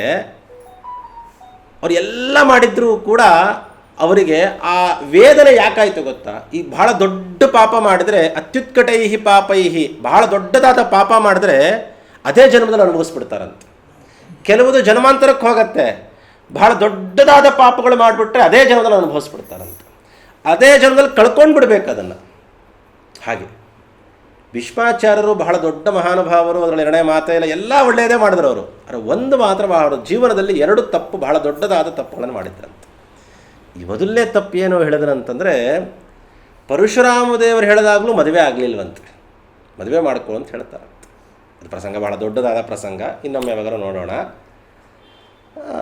ಆಗಲ್ಲ ಅಂತ ಹೇಳಿ ಪ್ರತಿಜ್ಞೆ ಮಾಡಿದ್ದೀನಿ, ಹಾಗೆ ಮಾಡಿದ್ದೀನಿ, ಹೀಗೆ ಮಾಡಿದ್ದೀನಿ, ಅದೇ ಧರ್ಮ ಇದೇ ಧರ್ಮ ಅಂತ ಇಷ್ಟದ್ದೆಲ್ಲ ಮಾತಾಡ್ತಿರ್ತಾರೆ. ಅದು ಎಲ್ಲ ಧರ್ಮಗಳು ಏಷಮೇ ಸರ್ವಧರ್ಮಾಣ, ಎಲ್ಲ ಧರ್ಮಗಳಿಗಿಂತಲೂ ಕೂಡ ಭಾಳ ದೊಡ್ಡದಾದ ಧರ್ಮ ಯಾವುದು ಗೊತ್ತಾ? ಭಗವಂತ ಹೇಳ್ದಂಗೆ ಕೇಳೋದು. ಭೀಮಸೇನ ದೇವರು ಹಿಡಂಬಿಯನ್ನು ಮದುವೆ ಮಾಡ್ಕೊಳ್ಳೋದ್ರಿಂದ ಮುಂಚಿತವಾಗಿ ಹಿಡಂಬಾಸುರನ ಸಂಹಾರ ಮಾಡಿಬಿಡ್ತಾರೆ. ಹಿಡಂಬಿ ಬಂದು ಕೇಳ್ಕೊಳ್ತಾಳೆ, ಭೀಮಸೇನ ನನ್ನ ಮದುವೆ ಮಾಡ್ಕೊಳ್ಳೋ ಅಂತ. ಆಗಲ್ಲ, ಯಾಕೆ? ಅಣ್ಣ ಇದ್ದಾನೆ ಅಂತ ಹೇಳ್ತಾರೆ. ಅಣ್ಣ ಇದ್ದಾನ? ಹೌದಾ, ಸರಿ. ಇಲ್ಲಾಂದರೆ ಮದುವೆ ಮಾಡ್ಕೊಂಡ್ರೆ ಪಾಪ ಬರುತ್ತೆ, ಅಣ್ಣನ ಮದುವೆ ಆದಮೇಲೆ ನಾನು ಮದುವೆ ಮಾಡ್ಕೊಳ್ಳೋದು. ಸರಿ, ಧರ್ಮಶಾಸ್ತ್ರ ಒಪ್ಪಲ್ಲ ಅಂತ ಹೇಳ್ತಾರೆ. ಸರಿ ಆಯಿತು ಅಂತ ಹೇಳ್ತಾರೆ. ಅವ್ರ ಅಣ್ಣನ ಹತ್ರನೇ ಹೋಗ್ತಾಳೆ ಹಿಡಂಬಿ, ನಿನ್ನ ತಮ್ಮಂಗೆ ಹೇಳೋ ನನ್ನ ಮದುವೆ ಮಾಡ್ಕೊ ಅಂತ. ಧರ್ಮರಾಜ ಬರ್ತಾನೆ, ನಾನೇ ಹೇಳ್ತೀನಿ ಮದುವೆ ಮಾಡ್ಕೊ ಅಂತ. ಇಲ್ಲ ಅಣ್ಣ ಆಗಲ್ಲ, ಧರ್ಮಶಾಸ್ತ್ರ ಒಪ್ಪಲ್ಲ ಅಂತ. ಸರಿ, ಅಮ್ಮನ ಹತ್ರ ಟ್ರೈ ಮಾಡೋದು. ಅವ್ರ ಅಮ್ಮ ಕುಂತಿದೇವಿ ಹತ್ರ ಹೋಗ್ತಾಳೆ ಹಿಡಂಬಿಗೆ ಕುಂತಿದೇವಿ ನಾನು ಮಾಡಿಸ್ತೀನಿ, ಯೋಚನೆ ಮಾಡಬೇಡ ಅಂತೇಳಿ ಕುಂತಿ ಹೇಳ್ತಾಳೆ, ಭೀಮಸೇನ ಮದುವೆ ಮಾಡ್ಕೊ, ಧರ್ಮಶಾಸ್ತ್ರ ಒಪ್ಪಲ್ಲ. ನಕುಲ ಸಹದೇವ ಎಲ್ಲರೂ ಹೇಳ್ತಾರೆ, ಯಾರು ಹೇಳಿದ್ರು ಒಪ್ಪೋದಿಲ್ಲ. ಮಾರನೇ ದಿವಸ ವೇದವ್ಯಾಸರು ಬರ್ತಾರಲ್ಲಿ, ವೇದವ್ಯಾಸದೇವರು ಬರ್ತಾರೆ. ಈ ಹಿಡಂಬಿ ಓಡಿ ಹೋಗಿ ವೇದವ್ಯಾಸದೇವ್ರ ಕಾಲಿಗೆ ಬೀಳ್ತಾಳೆ. ಸ್ವಾಮಿ, ನಾನು ಭೀಮಸೇನ ದೇವ್ರನ್ನ ಮದುವೆ ಮಾಡ್ಕೊಳ್ಬೇಕು ಅಂತ ಇಚ್ಛೆ ಪಟ್ಟಿದ್ದೀನಿ, ದಯಮಾಡಿ ಮದುವೆ ಮಾಡ್ಕೊ ಅಂತ ಹೇಳಿ. ವೇದವ್ಯಾಸರು ಹೇಳ್ತಾರೆ, ಭೀಮಸೇನ ಮದುವೆ ಮಾಡ್ಕೊ, ಆಗಲಿ ಸ್ವಾಮಿ, ತಾಳಿ ಕೊಡು ಅಂತ ಕೇಳಿ. ಅಲ್ಲೋ, ಇವಾಗ ಧರ್ಮಶಾಸ್ತ್ರ ಅಡ್ಡ ಬರಲಿಲ್ವಾ? ಅಣ್ಣ ಹೇಳ್ದ, ಅಮ್ಮ ಹೇಳಿದ್ದು, ಅಣ್ಣ ತಮ್ಮನ ಎಲ್ಲರೂ ಹೇಳಿದ್ರು, ದೇವರು ಹೇಳಿದ್ರೆ ಮುಗಿದ. ಯಾವ ಧರ್ಮಶಾಸ್ತ್ರ ಬರೆದವರೆಲ್ಲ ಋಷಿಮುನಿಗಳು, ವೇದವ್ಯಾಸರ ಸರ್ವೋತ್ತಮನಾದ ಶ್ರೀಹರಿನಾರಾಯಣ ಅವನು. ಅದರ ಮೇಲೆ ಇನ್ಯಾವ ಧರ್ಮ? ಇದು ಅಂದರೆ ಧರ್ಮವನ್ನು ನಾವು ಹೇಗೆ ಅಳಿಬೇಕು ಅನ್ನೋದು ನಮಗೆ ತಿಳಿದಿರಬೇಕು. ನಮಗೆ ಇದೇ ಪರಶುರಾಮ ದೇವರು ಹೇಳ್ತಾರೆ ಭೀಷ್ಮಾಚಾರ್ಯರಿಗೆ, ಆಗಲ್ಲ ಅಂತ ಹೇಳ್ತಾರೆ. ಇದು ಒಂದು ಕಡೆ ಬಿಡ್ರಿ, ತುಂಬಿದ ಸಭೆ ಒಳಗಡೆ ದ್ರೌಪದಿ ದೇವಿಯರನ್ನು ಕರ್ಕೊಂಡು ಬಂದು ದುಶ್ಯಾಸನ ಮಾನಾಪಹರಣ ಮಾಡಬೇಕು ಅಂತ ಪ್ರಯತ್ನ ಪಟ್ಟಾಗ ಭೀಷ್ಮಾಚಾರ್ಯನ ಗೋಗರಿತಾಳೆ. ದ್ರೋಣಾಚಾರ್ಯರು, ಭೀಷ್ಮಾಚಾರ್ಯ ಅಂತ ಮಹಾನುಭಾವರು ದೊಡ್ಡ ದೊಡ್ಡವರು ಇದ್ದಾಗಲೂ ಕೂಡ ಏನೇನೂ ಮಾಡಲಿಲ್ಲ. ಕಡೆಗೆ ವಿದುರ ಮಾತಾಡ್ತಾನೆ, ಹೊರಡ್ತಾನೆ, ಎಲ್ಲ ಆಗುತ್ತೆ, ಕೃಷ್ಣ ಪರಮಾತ್ಮ ಕಾಪಾಡ್ತಾನೆ, ಎಲ್ಲ ಮುಗೀತು. ಆದರೆ ಭೀಷ್ಮಾಚಾರ್ಯರು ಸುಮ್ಮನೆ ಕೂತಿದ್ರಲ್ಲ, ಆ ವೇದನೆ, ಆ ಪಾಪಕ್ಕೆ ಶರಶಯ್ಯಲ್ಲಿ ಅನುಭವಿಸಂಗಾಯ್ತು ಅವರು. ನಾನು ಬರೋ ತನಕ ಕಾಯ್ತೀನಿ, ಉತ್ತರಾಯಣ ಬರೋ ತನಕ ಕಾಯ್ತೀನಿ, ಅದೆಲ್ಲ ನಮ್ಮ ಆಲೋಚನೆ. ಹರಿಚಿತ್ತ ಬೇರೆ, ನರಚಿತ್ತಕ್ಕೆ ಬಂದದ್ದು ಲವಲೇಶ ನಡೆಯೋದು ಹರಿಚಿತ್ತ, ಸತ್ಯ ಸತ್ಯ ಸತ್ಯ. ನಾವು ಯಾವುದಕ್ಕೋ ಇದನ್ನು ಮಾಡ್ತಾ ಇದ್ದೀವಿ ಅಂತ ನಾವು ಅಂದ್ಕೊಳ್ತಿರ್ತೀವಿ. ನಾವು ಯಾಕೆ ಮಾಡ್ತಿರ್ತೀವಿ ನಮ್ಮ ತಲೆ ನಮಗೇನು ಗೊತ್ತಿರುತ್ತೆ? ಅನುಭವಿಸ್ಬೇಕಾಯ್ತು. ಕಡೆಗೆ ಅವ್ರೇನು ಮಾಡಿದ್ರು, ವಿಷ್ಣು ಸಹಸ್ರನಾಮ ಪಾರಾಯಣ ಮಾಡಿ ಆ ಪಾಪನಲ್ಲೇ ಕಳ್ಕೊಂಡ್ರು. ಅಷ್ಟೇ ಆಗಲಿಲ್ವಂತವ್ರಿಗೆ. ಅವರು ಹಿಂದಿನ ಜನ್ಮದಲ್ಲಿ ದ್ಯು ಅನ್ನುವಂಥ ವಸು ಅವರು, ದ್ಯುನಾಮಕ ವಸು ಅವರು ಕಶ್ಯಪರ ಹತ್ತಿರ ಗೋವನ್ನು ಅಪಹರಣ ಮಾಡ್ತಾರೆ ತನ್ನ ಹೆಂಡತಿ ವರಾಂಗಿ ಜೊತೆಗೆ. ಅದಕ್ಕೆ ಅವ್ರಿಗೆ ಮದುವೆ ಇಲ್ಲ. ಅವ್ರಿಗೆ ಬ್ರಾಹ್ಮಣನಾದವನು ಯಾರೇ ಆಗಲಿ ಕಳ್ಳತನ ಮಾಡಬಾರ್ದು. ಬ್ರಾಹ್ಮಣನಾಗಿ ಹೇಳಬೇಕು, ಕಳ್ಳತನ ಹೇಗೆ ಮಾಡ್ತೀಯ? ಒಂದು ಸರಿ ಕಳ್ಳತನ ಮಾಡಿದೆ, ಏನನ್ನು ಕಳ್ಳತನ ಮಾಡಿದೆ? ಏನೋ ಬಂಗಾರ ಬಿದ್ದಿತ್ತು, ಏನೋ ಬೆಳ್ಳಿ ಬಿದ್ದಿತ್ತು, ಹಣ ಬಿದ್ದಿತ್ತು, ಆಸೆ ಪಟ್ಟೆ ಎತ್ಕೊಂಡ್ಬಿಟ್ಟೆ. ಅಲ್ಲ, ಹಸುವನ್ನು ಕಳ್ಳತನ ಮಾಡ್ತಿದ್ಯಾ. ಹಸುಗಳೇನೋದೇ ಶ್ರೇಷ್ಠ, ಅದರಲ್ಲೂ ಯಜ್ಞಕ್ಕೆ ಹಾಲನ್ನು ಕೊಡ್ತಾ ಇದ್ದ ಹಸು. ಯಜ್ಞಕ್ಕೆ ಹಾಲನ್ನು ಕೊಡುವ ಹಸುಗಳಲ್ಲೇ ಮೊಟ್ಟ ಮೊದಲನೇದು ಕಾಮಧೇನು, ಅದನ್ನು ಅಪಹರಣ ಮಾಡ್ತಿದ್ಯಾ ಮಗನೇ. ಇನ್ನೆಷ್ಟು ಪಾಪ ಇರಬೇಕು ಲೆಕ್ಕ ಹಾಕಿ. ಹೌದು ತಾನೆ? ಒಂದೇ ಕೆಲಸ ಜಾಗದಲ್ಲಿ ವ್ಯತ್ಯಾಸ ಆದರೂ ಪಾಪದಲ್ಲಿ ವ್ಯತ್ಯಾಸ ಆಗುತ್ತೆ. ಹೌದು ತಾನೆ? ಇಲ್ಲಿ ನಾವು ಯಾರಿಗೋ ಏನೋ ಹೊಡೆದ್ವಿ ಅನ್ನೋದಕ್ಕೂ, ಯಾರಿಗೋ ನಾವು ನೋವು ಕೊಟ್ವಿ ಅನ್ನೋದಕ್ಕೂ, ಹೊಡೆಯೋದು ವಯಸ್ಸಲ್ಲಿರೋರು ಹೊಡೆಯೋದಕ್ಕೂ ವಯಸ್ಸಾದವರು ಹೊಡೆಯೋದಕ್ಕೂ ವ್ಯತ್ಯಾಸ ಇದೆ ಅಲ್ಲ ಪಾಪದಲ್ಲಿ. ಅದೇ ರೀತಿ ಹೀಗೆ ಭೀಷ್ಮಾಚಾರ್ಯರು ಜನ್ಮಾಂತರಗಳಲ್ಲಿ ಮಾಡಿದ ಪಾಪ, ಅದೇ ಜನ್ಮದಲ್ಲೂ ಮಾಡಿದ ಪಾಪಗಳನ್ನು ಪರಿಹಾರ ಮಾಡಿಕೊಂಡಂತಹ ಸ್ತೋತ್ರ ವಿಷ್ಣು ಸಹಸ್ರನಾಮ ಸ್ತೋತ್ರ. ಅಂಥ ಉತ್ತಮವಾದಂತಹ ಸ್ತೋತ್ರ.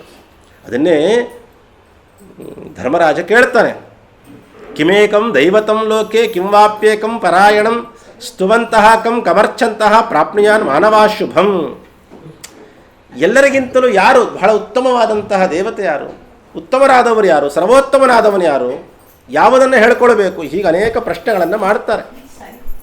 ಅದಕ್ಕೆ ಭೀಷ್ಮಾಚಾರ್ಯ ಒಂದೇ ಮಾತು ಹೇಳಿಬಿಟ್ರಂತೆ, ಏಷಮೇ ಸರ್ವಧರ್ಮಾಣಾಂ ಧರ್ಮೋದಿ ಗತಮೋ ಮತಃ ಯದ್ಭಕ್ತ್ಯಾ ಪುಂಡರೀಕಾಕ್ಷಂ ಸ್ತವೈರರ್ಚೆ ನರಸ್ಸದಾ.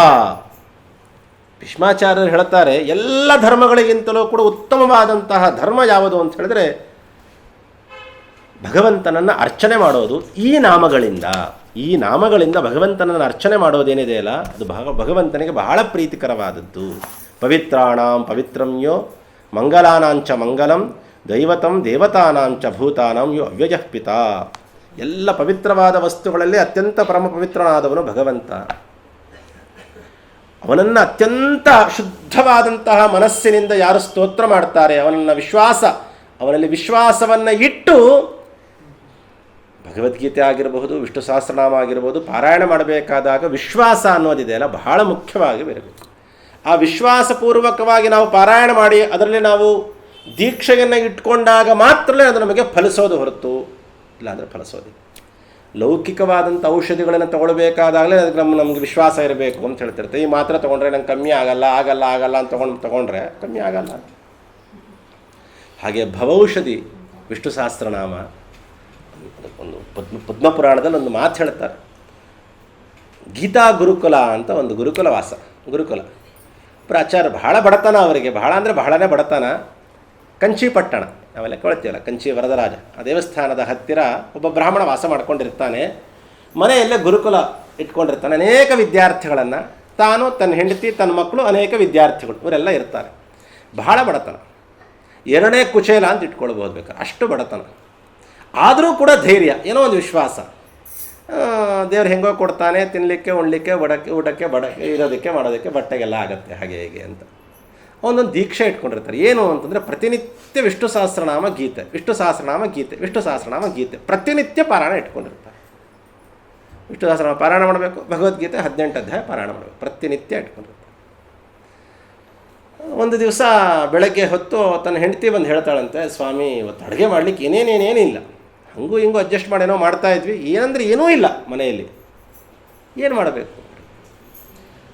ಆ ಆಚಾರ್ಯ ಹೇಳ್ತಾರಂತೆ, ಪಾರಾಯಣ ಮಾಡ್ತಾ ಕೂತಿರ್ತಾರೆ ಬೆಳಗ್ಗೆ, ಎಷ್ಟು ಗಂಟೆ ಈಗ 7:30 8 ಗಂಟೆ, ಊಟ ಮಾಡೋದೆಷ್ಟು 1 ಗಂಟೆ, ಅಯ್ಯೋ ಬೇಕಾದಷ್ಟು ಟೈಮ್ ಇದೆ, ದೇವ್ರು ಹೆಂಗೋ ಕೊಡ್ತಾನೆ. ಹಂಗಿದ್ದೀವಿ 12 ಗಂಟೆಗೆ ಊಟ ಮಾಡಲಿಕ್ಕೆ 7:30 ಅಕ್ಕಿ ಇಲ್ಲ ಮನೆಯಲ್ಲಿ. ಇವಾಗಲವರೆಗೂ ಅವ್ರಿಗಿಂತಲೂ ಜಾಸ್ತಿ ನಮಗೆ. ಯಾಕೆ ಹೇಳ್ರಿ, 1 ಸೆಕೆಂಡ್ ಬುಕ್ ಮಾಡ್ರೆ ಪಟಕ್ಕಂತ 10 ನಿಮಿಷಕ್ಕೆ ಮನೆಗೆ ಬರುತ್ತೆ. 8 ಗಂಟೆ ಎಣ್ಣೆ ನಾವು ಕಾಯ್ಲಿಕ್ಕೆ ಇಟ್ಟರೆ ಸಾಸಿವೆ ಖಾಲಿ ಅಂದರೆ ಪಟಕ್ಕಂತ ಜೆಪ್ಟೋದಲ್ಲಿ ಆರ್ಡ್ರ್ ಮಾಡ್ರೆ ಬಂತು. ಈ ನಂಬಿಕೆ ಅಲ್ಲ ನಮಗೆ ಅವರಿಗಿದ್ದಿದ್ದು, ಈ ನಂಬಿಕೆ ಅಲ್ಲ, ದೇವರು ಕೊಡ್ತಾನೆ ಅನ್ನೋ ನಂಬಿಕೆ.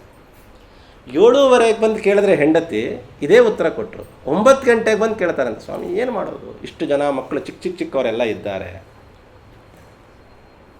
ಏನಿಲ್ಲ ಅಲ್ಲಿ ಹೆಂಗೋ ಕೊಡ್ತಾನೆ. 9 ಗಂಟೆಗೆ ಬಂದರು ಇದೇ ಉತ್ತರ, 10:30 ಬಂದರು. ಅವ್ರದ್ದೊಂದು ಪದ್ಧತಿ ಇತ್ತು, ಪ್ರತಿನಿತ್ಯ ಪಾರಾಯಣ ಮುಗಿಸ್ಕೊಂಡು ಹೋಗಿ ವರದರಾಜ ದೇವರನ್ನ ದರ್ಶನ ಮಾಡ್ಕೊಂಡು ಮತ್ತೆ ಮನೆಗೆ ಬಂದು ನೈವೇದ್ಯ ಊಟ ಇಷ್ಟು ಇಟ್ಕೊಂಡಿದ್ರು ವ್ಯವಸ್ಥೆ.